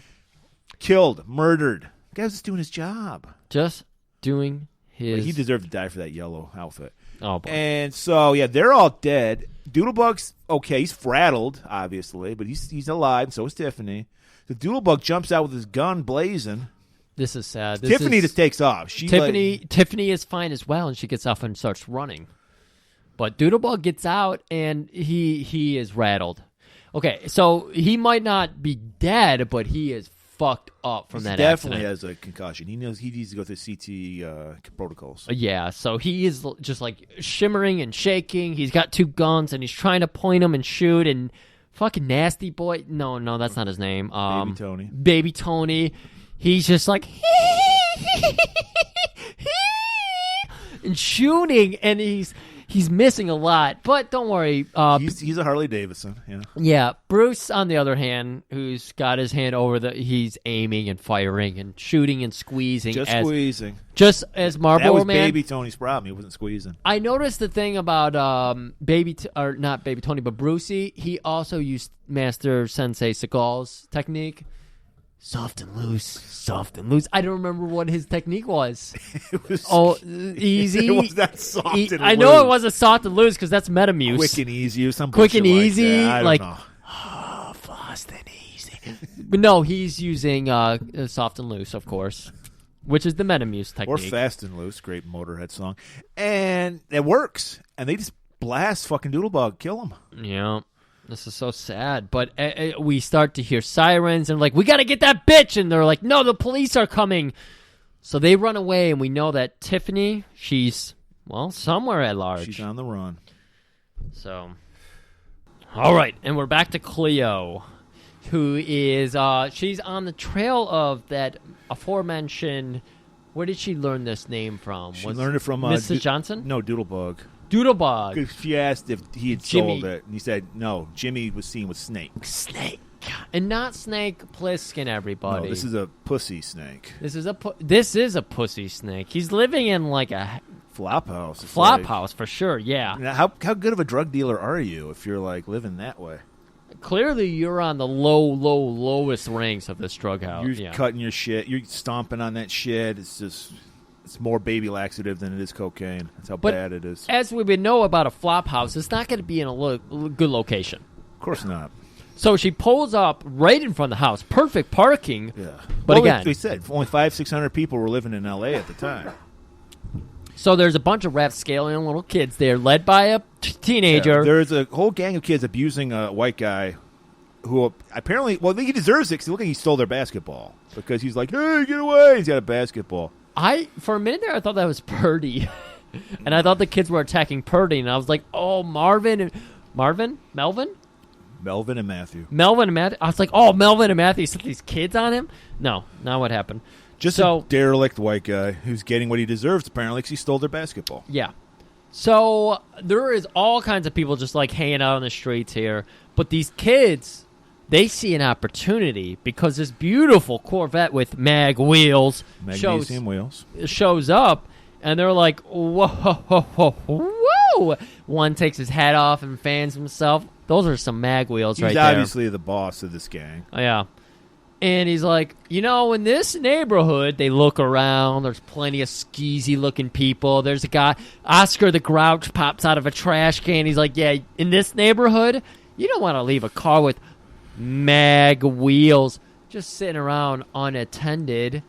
And Cleo does not just like, she just goes with it. She's an improver. She's a yes-ander. She's just like, she's a boss. She's a boss. So she's used to telling people what to do. Yeah. And she breaks it down for these kids. She's like, she touches that sweet little teenager. He might have been like 13 or something. She gets him by his cheek. She's like, you probably haven't even had a wet dream yet. That's how young you are. Exactly. And she just grabs him and she's like, you know what, young lad? I think you're right. How about I give you $5, you and your little crew here, to watch? No, she asks him, like, what's the going rate? Oh, what's the going rate? And he's like, lady, $1, and we'll clean your windshield for that. And she's like, that sounds good. And then she gives him $1. And she just kind of caresses his cheek a little bit, just laying it in there like. And he goes, tee. So good. So she knows how to work a man, even a fucking 12-year-old man. Exactly. So and so without her car, there's not a concern in her mind about her car now. So she can go in and talk to Snake unhinged, unabashed, something. Unmolested. So she goes up to. Apparently she knows exactly where he's living. It's just a Snake on the front. Yeah, we didn't have anybody snaking him out. I don't know what that was about, but anyone watching this guy, she just knows where Snake is. He's got a name around. Well, he's town. the world's worst drug dealer. You know why? He lives in a flap house. He spends all his money on his clothes. So as we learn later on, the snakeskin clothes. Right. I've been to Texas and I've tried to buy ostrich boots, snake boots. They're expensive. Yeah. Like today's Now money, you know. $900. Back then's money, Murray. $5. Wait, what? $5 went a long way back then, Griff. 900 equals 5. Pretty much. Yeah. Okay. Well, that's why the kid took $1 for protecting the car. That's a good point. That's like $500. That's like $400. Yeah, something like that. Anyways. So she's about to knock on the door. Immediately, this guy attacks her with a fucking Rambo knife. She shuts him down immediately, just grabs the fucking wrist, twists his arm around, kicks him into the room. This is Snake, people. We know why, because he's wearing snakeskin. Snakeskin vest, was it? Yes. Yeah. He's very literal. And she slams him against the door, grabs the knife, and she's like, you're going to tell me what's going on. Did you sell drugs to Jimmy? He's like, I don't know what the fuck you're talking about. So we're in a beautiful. This is the classic. You're going to pay $2,000 a month for this in New York City right now. If you want to live by yourself, where he has a toilet. He doesn't even have a toilet. Apparently, he'd made a trip to Vinny's earlier because that toilet looked wrecked. Yeah. Oh, he did have a toilet. So he's paying, in the middle of his fucking room. He's paying $4,000 for this place because it has a toilet, but it's like his bed, his sink, his toilet, all in the same room. And then there is this little tiny closet attached to it. But Cleo, she's just like, oh, you don't know where any of this is? And so she's going through, and she's like, oh, these look like Dolomite design right here. Well, she saw the tag. You leave the tag on when it's a Dolomite design. Oh, she has to look at the tag? Yeah. You're saying Cleo doesn't recognize a Dolomite when she sees it? A woman of fashion? You're right, yeah. I'm sorry, Murray. I just want to give credit to Cleo when she deserves it. I didn't mean to sass you there. Like I did earlier. So she's like, oh, I guess you don't know anything. Well, how about, do you know anything now? Starts tearing these Dolomite designs. Yeah. And not my double knots!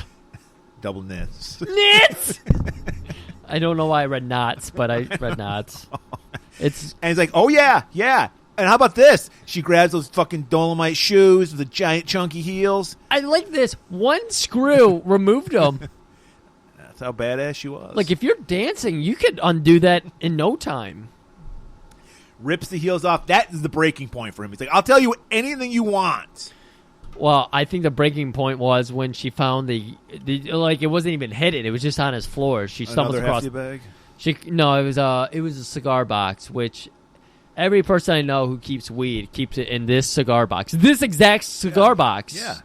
So she pulls it up. She's like, what about this? And she opens it.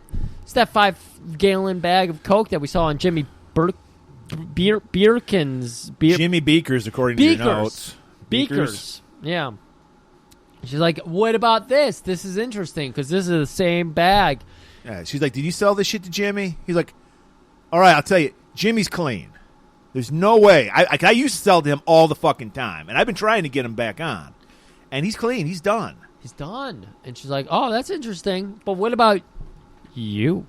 And she's got, like, I don't know. It looked like Play-Doh or something that she squeezed in her hand, but I guess it was like drug apparatus and shit.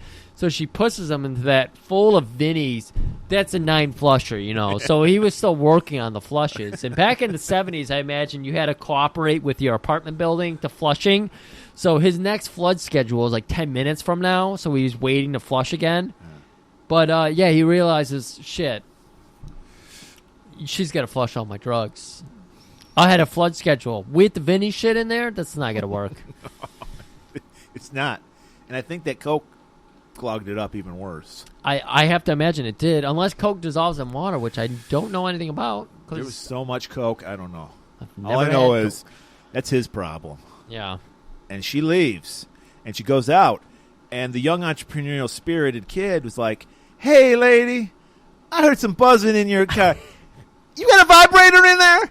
And she's like, "No, young blood." Where did you hear about a vibrator? That's called a telephone.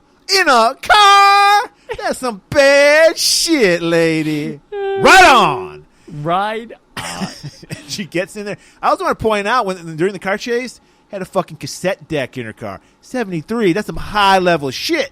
Having a cassette deck in your car? Just want to point that out. And so, yeah, she takes off. And because I guess she got word from Mel and Matthew. They're like, "Hey, Purdy, we caught him. He's in this other abandoned fucking building." A lot of abandoned buildings in L.A. at the time. So she meets up with Matt and Mel, and they're gonna take on this building because, of course, that's where Purdy's in. Right. Well, they figure he's involved with this drug shit too, because he saw him. He had a satchel with him, and they're like, "There's got to be drugs in there." Yeah. Because he planted the drugs on Jimmy. That's what we're supposed to believe. And obviously, based on everything I hear about the police force nowadays, where they say, we don't want these racists in our ranks. The Blue Lives Matter people can stay, and the Punisher people can stay, but the racists we got to get rid of. So that's the line they're kind of pulling here. Is like, Purdy's a racist? And he is clearly a... Yeah, he's got a Southern accent. I pointed it out. Yeah, he's got the Southern accent. He says the N-word openly, freely. And only when he's listening to rap, though. I want to point that out. Oh, really? Yeah, only when he listens to rap, he says it. Oh, so he's the one singing along with the fucking with the But he says Lamar boy Jackson. a lot. Huh? Okay, he says boy a lot. He does. Yeah, he does say. Yeah, he does. So they're like, "Look, get up here. We're gonna finish the whole fucking deal. We're gonna bust him with these drugs. We're gonna get Jimmy released." So Cleo shows up. And they sneak in, and we see it's not a drug deal. It's an illegal gun deal. He's selling some confiscated weapons to some crooks. Yeah. And Cleo confronts him. Yeah. Mel and Matt, they're just like keeping the place secure on the outside. You would think a gun deal, they'd be like, we don't want anybody to know about this. But they're like, they're not about to shoot anybody. So when they get found out, because... Cleo just walks up and goes, "Hey, this looks like a pretty good deal. Did you remember the 5-finger discount?" And I think she was like making a fist at them or something. The two people she was making the deal with just like escaped, didn't they? What happened she to murdered them. She murdered them? She kicked the guy out a window. These guys are just trying That's to right. They're just trying to buy some illegal guns. They have no problem with Cleo at all. Yeah. I just want to buy an illegal gun, lady. I want to murder somebody else. So she kicks the guy out the window. It's my Second Amendment right to murder somebody else. When I'm feeling threatened, yeah. Yeah. And she throws another guy through a wall. Yeah. And then Purdy escapes. What's the word? I'm sorry, we're going to go far off. You got your, not your drywall, but your... Plaster wall? Plaster wall, and then you have the pallets, or what's it called? Lathing. You talking about the wood? Lathing? Lathing. L-A-T-H. Lathing. Yeah. That shit is the worst to work with, because they cement in between the wooden boards. Yeah. Uh-huh. I've done it, I know you have. Yeah. This is for the audience. I used to pull wires through walls. Murray works in houses today. The worst. Right. I'm sorry. Don't buy an old house, what we're trying to say. I mean, if you do, just know you're going to be in for a horrible time. Yeah, and it's a mess if you want to like replace it with drywall. Horrible mess. And drywall is a horrible mess to work with. Drywall sucks. We're getting into my business thing, but I will say this about plaster: you got to have skill to work with plaster because that shit dries so fucking fast. Interesting. I'm awful, because I've tried to patch it, and it's like, no, I'm not doing it. We're getting into the podcast I want to have. Like, this is the tippy tip I want to have because it's just like housing is so interesting. Obviously, me and you did my roof here, and I'm horrible at the finish work. Finish work is awful. Yeah. But even with plaster, just the middle work is awful. Yeah, because it dries super fucking fast, and it's hard as shit to sand if you want to get it smooth. Like, people who did plastering are artists. Yeah. That shit is hard. Every time I go into, like, an older house, it's just like chef's kiss because what the fuck? Getting back to Purdy. Anyways. Purdy is running down the stairs. He gets trapped. Matthew's up at the top. Melvin's down at the bottom. He's like, get the fuck out of my way, boy, because he's got a gun, so he feels tough. That's right. He gets to the bottom of the stairs, and he's starting to throw his boys around again. Boys is his comfort zone. He is used to being white man on top, so when he sees a black man, he's just like, remember, black man, you have no place in my world. This is my world. I'm a police officer. He had the mustache. I grew my mustache because I'm an uncle. Did he have a mustache? I didn't think he had one. He didn't. I can't even remember the word. I'm too drunk for this. He goes back up the stairs, but Matthew then blocks him. And Matthew's blocks like, him. did he say Roy? Did he call us Roy? Yeah, because of the boy. He's like, oh, he probably just called us Roy. So let's let him go. Well, yeah, they're like not. He's got a gun on them, and they're not scared at all. They're not. I love this about this situation. They don't escalate it at all. They just mock Purdy. This is a beautiful microcosm. I loved it. They just mock him, and he's like, I want to get away with my life. He decides not to shoot him, even though he could get away with it. And he starts running out the door when that fucking ladder comes sliding down. From the fire escape. Yep, and there's beautiful Cleopatra waiting for him. She does a beautifully awkward, I don't know. Aaron Norris, where are you? And beats him up, basically, and handcuffs him. And they call in our boy Crawford. And I'm lost here.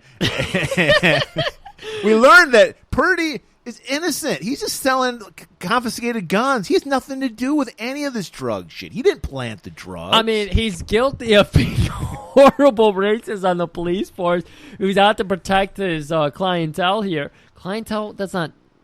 Constituents? Is constituents more correct for a police officer? I don't know. What are you trying to say? I was saying constituents or clientele. Like, what is a police officer trying to protect? Citizens? Civilians. Just civilians, yeah. But, yeah, he's obviously biased against a large portion of the civilians he's supposed to be protecting here. So Cleo's like, who paid you to plant those drugs? He's like, I ain't saying shit. Where's my lawyer? Read me my rights for a change. He's just doing nothing. So it turns out, like, yeah, Purdy, he's just your average racist, like, gunslinging cop. He's your Punisher cop. He's Right. your Blue Lives Matter cop. He's your, I got to protect him no matter what, because at the end of the day, cops. So the captain's like, look, you beautiful Nubian princess. Doodlebug's dead. But Tiffany got away. We're still looking for her. And who told her who she was? I forget. Oh, her brother did. But they're like, we got to find her. Yeah. I'm getting ahead of myself. So, again, he's just like, we're looking for Tiffany. Murray was very... I'm sorry, we're going off the beaten path here. Murray is very confused about the Tiffany storyline here. There's still point. So he's still trying to remember it. I filled him in. He's still trying to, like, get it caught up to speed on our notes here. Because, it doesn't make any sense. So the captain's like, Cleo, stay here. I don't want you to get hurt, you beautiful chocolate princess. You've done too much. You're part of the DIP. Go work with Shokazugi somewhere in some other country. You know, Go back to Turkey. Let the LA police deal with this. We'll get Columbo on the job. He's still active in these days, you know. And then she just gives him a look, and he's like, I can't say no to you, you beautiful Tusky goddess. Do what you got to do. I'll cover you up. Kill as many people you got to. I fucking love you. So Cleo just beelines it. She is not even bothered by this conversation. She's like, I already know what I'm going to do. I don't care if the captain cares about it. She goes straight over to Andy. And Andy is a mechanic. Yeah. A classic 70s job. Let's bring those jobs back. Look, a lot of jobs are being pawned off to automation. You know what? Mechanics, we still need you. Even if we move over to electronic vehicles, we still need you. Still need you guys to rip us off. Dude. So, come on. You know I'm telling the truth. And so he's just like... Do you go to a mom and pop shop for your stuff? Yeah. Okay. It's hard to find a good... I had one, and then he just disappeared. Probably because he couldn't afford to stay open because he was honest. I have an honest place around here, but obviously It's hard to far find. from you. Honest mechanics hard to find. I would suggest my place to you, but obviously it's I'm not far for driving all you. the way out here. So he's just like, he's worried about his sister now. She's like, well, she must be in some real danger, so I'm going to let you know where she is. She's at St. Cecilia's. So she goes to St. Cecilia's, finds Tiffany. Reminds me a lot of Above the Law here. We're going to a church to meet a captive, you know. Well, someone there were some illegal immigrants in the basement. There were some illegal immigrants in the basement. And Tiffany comes out and she's like, I'm scared, you know. She's like, don't worry, I'll take care of you. Like, why do they want, much like me, Cleo's like, why the fuck do they want you? Why are you important to this script? Why are you here? They witnessed the murder. She witnessed the murder. Why wouldn't you want to kill somebody who witnessed your murder? She can identify Nasty Boy. Excuse me, baby Tony. Baby Tony. Why do I keep thinking his name is Nasty Boy? Obviously the tag team, but that's yeah. gonna be your nickname's Baby Tony now because you got the hair. Oh, I don't have that hair anymore. It's getting there. No, it is. It's not even close. It was like a year's worth of growth. This is like 2 months, Murray. You're just so against anything that isn't a buzz cut. So Murray touches his hair. He's thinking about his buzz cut. I'm thinking I need a haircut. I was just gonna say, you're like, I need. It's touching my ear. I hate that. So just as she's like, all right, I'll take care of you. Then, oh my fucking God, I thought this guy was one of the good ones. It's Sergeant Kurt. He's like in the balcony, and he's just like, hey. I'm working for Mommy. I'm the crooked cop. I like that. Hey, I'm working for Mommy. I lost my place in the notes. I know you did. It's just too funny. And he steps out with John Zapp Belushi, so we know he's working for Mommy because Zapp's is her boy. So, like, we're going to take you to a meeting with Mommy. So they haul her off.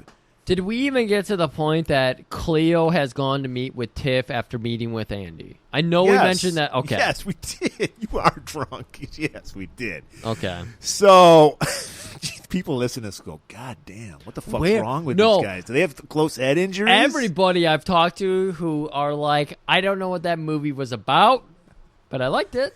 That's the usual approval we get. So this is right on I don't know course. what you guys are saying, but somehow it's entertaining the way you say it. Yeah.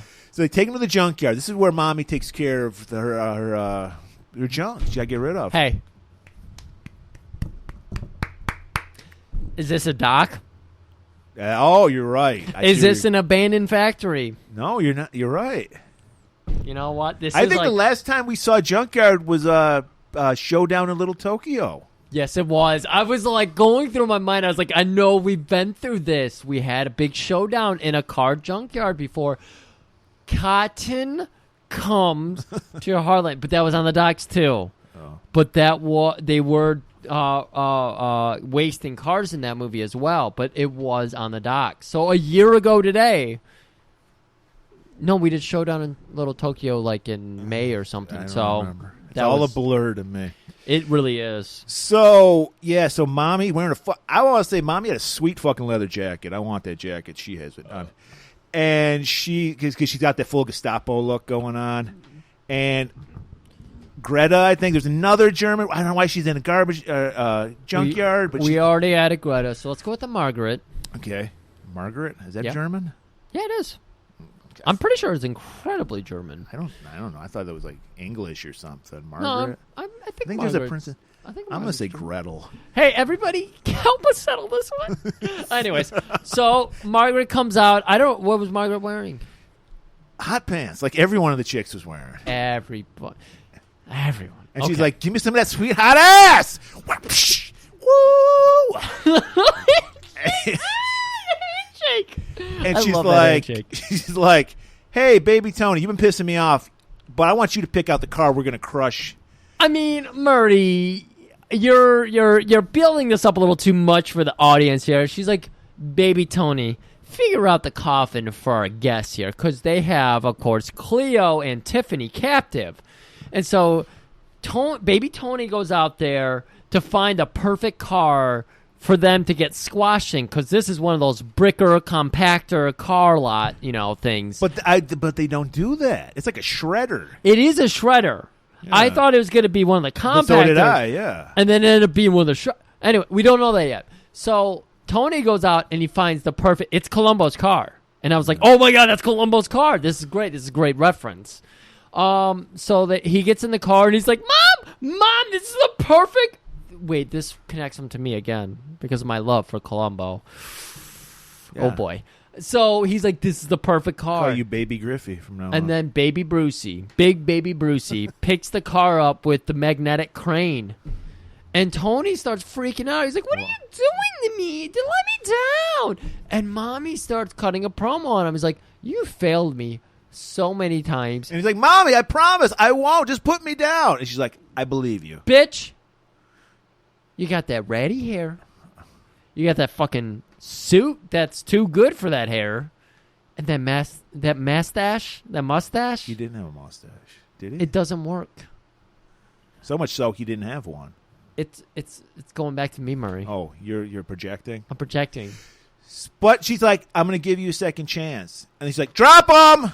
And then she drops him because we got to get the great line. Well, I did let him down. But it killed him, apparently? Well, it fucked him up. It didn't kill him. It fucked him up. I just know when we cut back to him, he's bleeding out of every... And then they pick it back up and they put it in the shredder. Okay. And he just gets shredded. And we just see like a piece of jewelry or something flies out. No blood or guts. Just a little piece of jewelry so we know he got shredded. That's the only piece that separates me from him is my lack of jewelry. And a little strand of ratty, gross hair. Yeah. Blew up. So fuck. If she's willing to do this to baby Tony, her baby... Yeah. What's she going to do to fucking Cleo and Tiff? Well, she's going to put him in a station wagon. That's the most insulting of all ways to die. We're going to put you in a station wagon. Even in the 70s, I thought that was a modern car.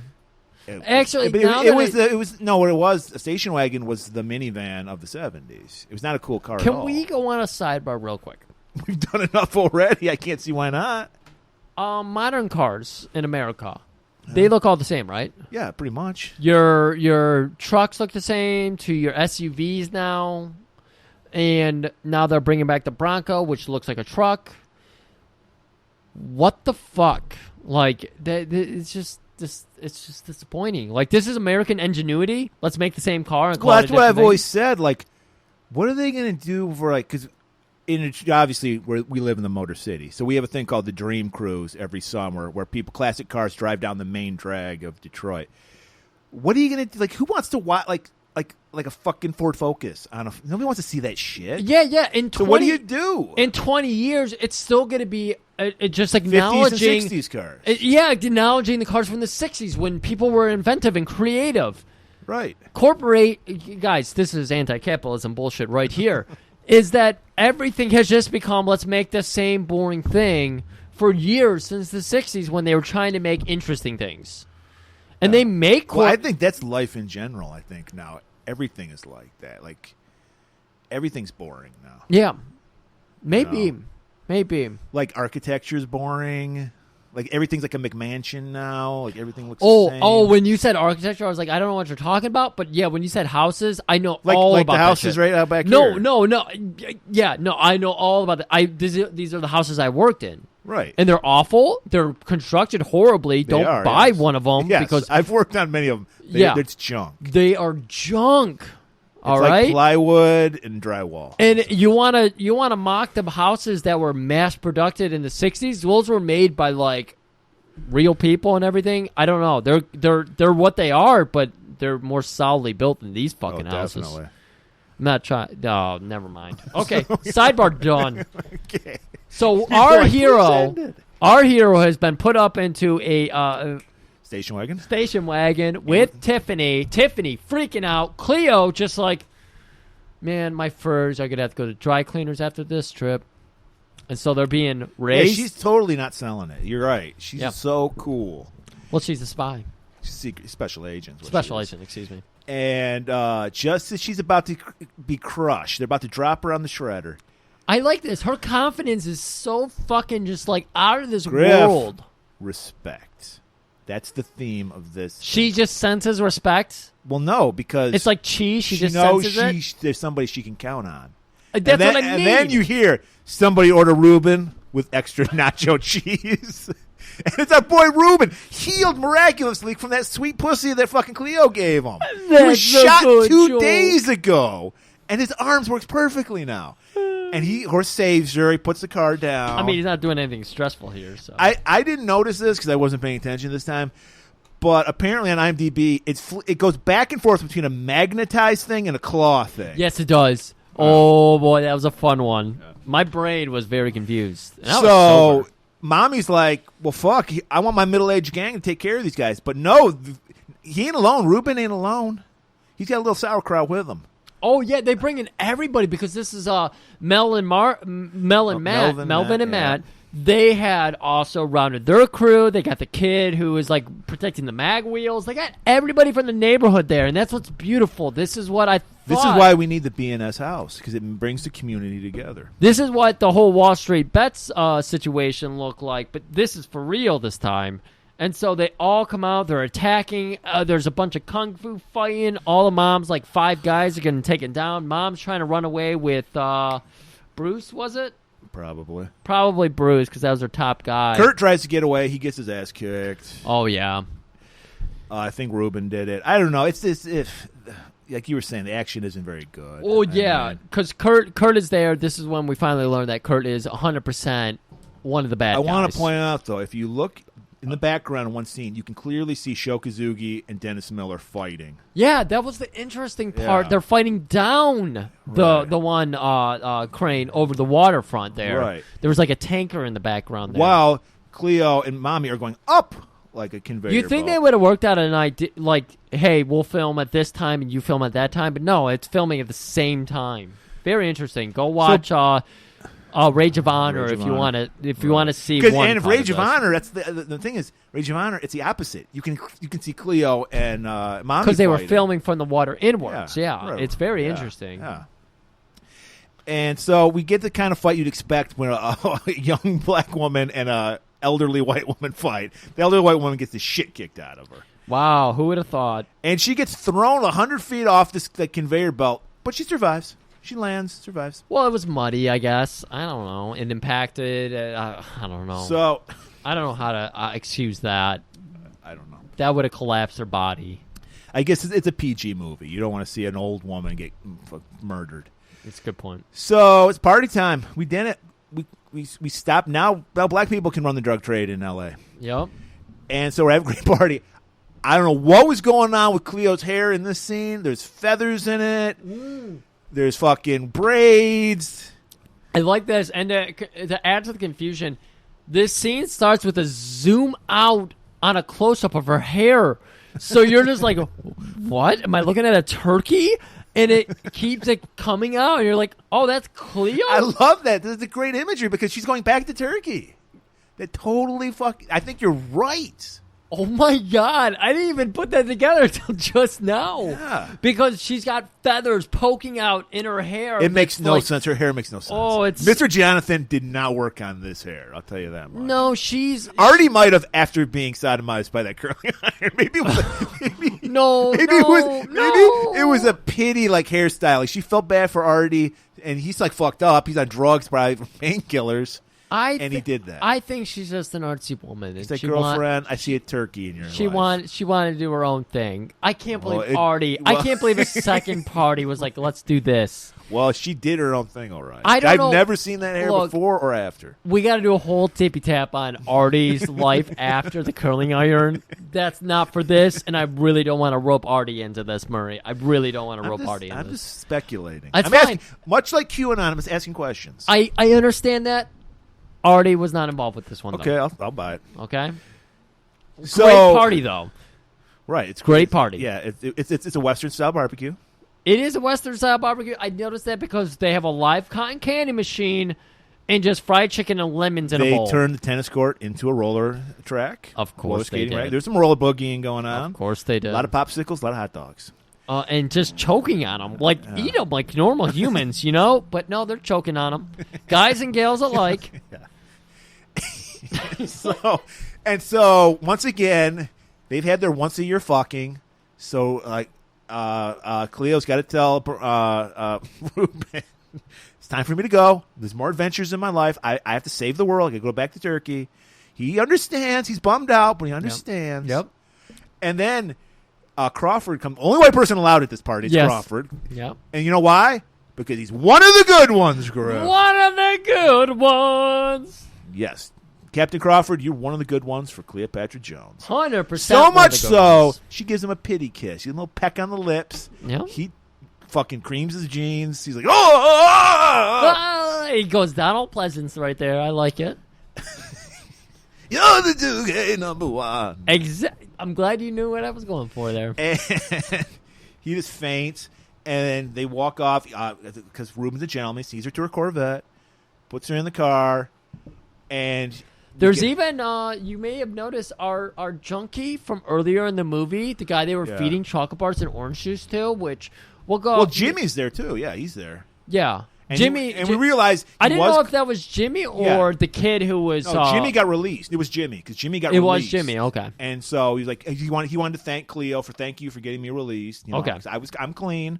I'm back on drugs now because I was in prison and I got hooked back on drugs. Right. But I was clean before. Because prison and drugs, right, hand in hand, and ramen noodles apparently. Yeah. Have you heard about the rate of ramen noodles in prison these days? No.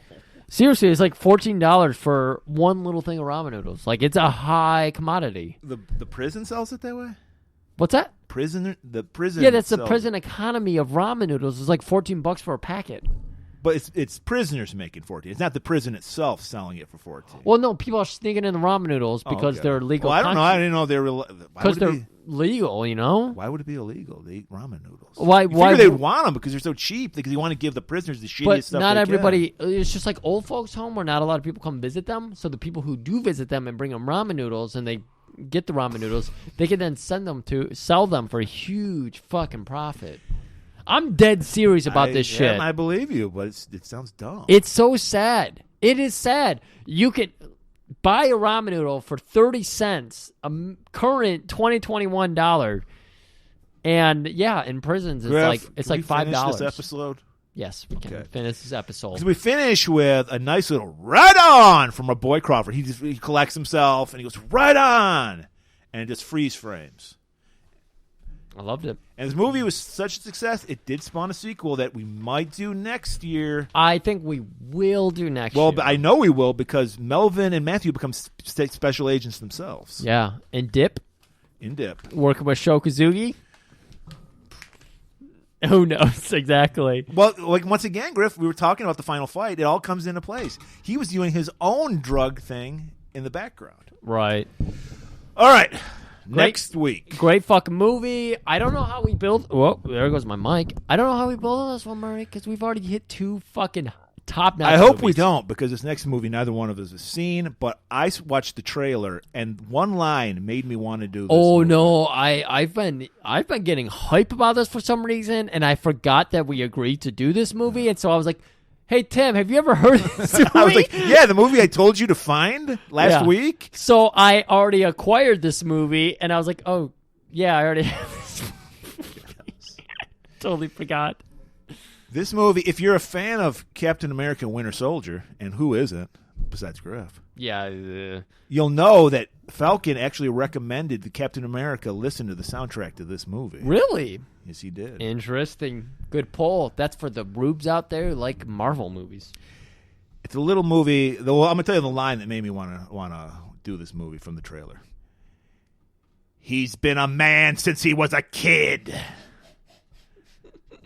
Not just any man, Trouble Man. We're doing a movie called Trouble Man. I hope sometimes these blow up. I have a good feeling this is going to be great because sometimes they blow up in our face. Much like we learned from our last Tippy Tap when we were like, this is going to be great, guys. We're going to have an awesome, sexy time. And then we're like, holy shit, this woman was murdered. I have a hard time believing any movie could be as exciting and then sad. just complete sadness is that, because I meant to mention this earlier, and I hate to mention this now, but holy fuck, I listened to that one podcast Taffy recommended me about Dorothy Stratton, which Stratton wasn't even her real last name. They changed it for her Hollywood last name, and that poor fucking woman, 19 years old, just being like warped by Hollywood. The only way you can get in is do what we tell you. Well, if you want to know that, go listen to our Playboy. I'm just so happy to know of Cleopatra Jones, Tamara Dobson. Yeah. And that she was not willing. That's actually the perfect. Well, I actually, if you look at her Wikipedia, she had a sad ending too. No, god damn it! I was gonna. She wasn't murdered, but she died relatively young. She did. No, she did. Yeah. Like a lot of the people involved in this movie died relatively young, which made me sad because they were all like. Curse of Cleopatra Jones. Yeah, they were all like under 60. Well, shit, we didn't even mention because we did a Screech reference last week. Screech died. Screech died.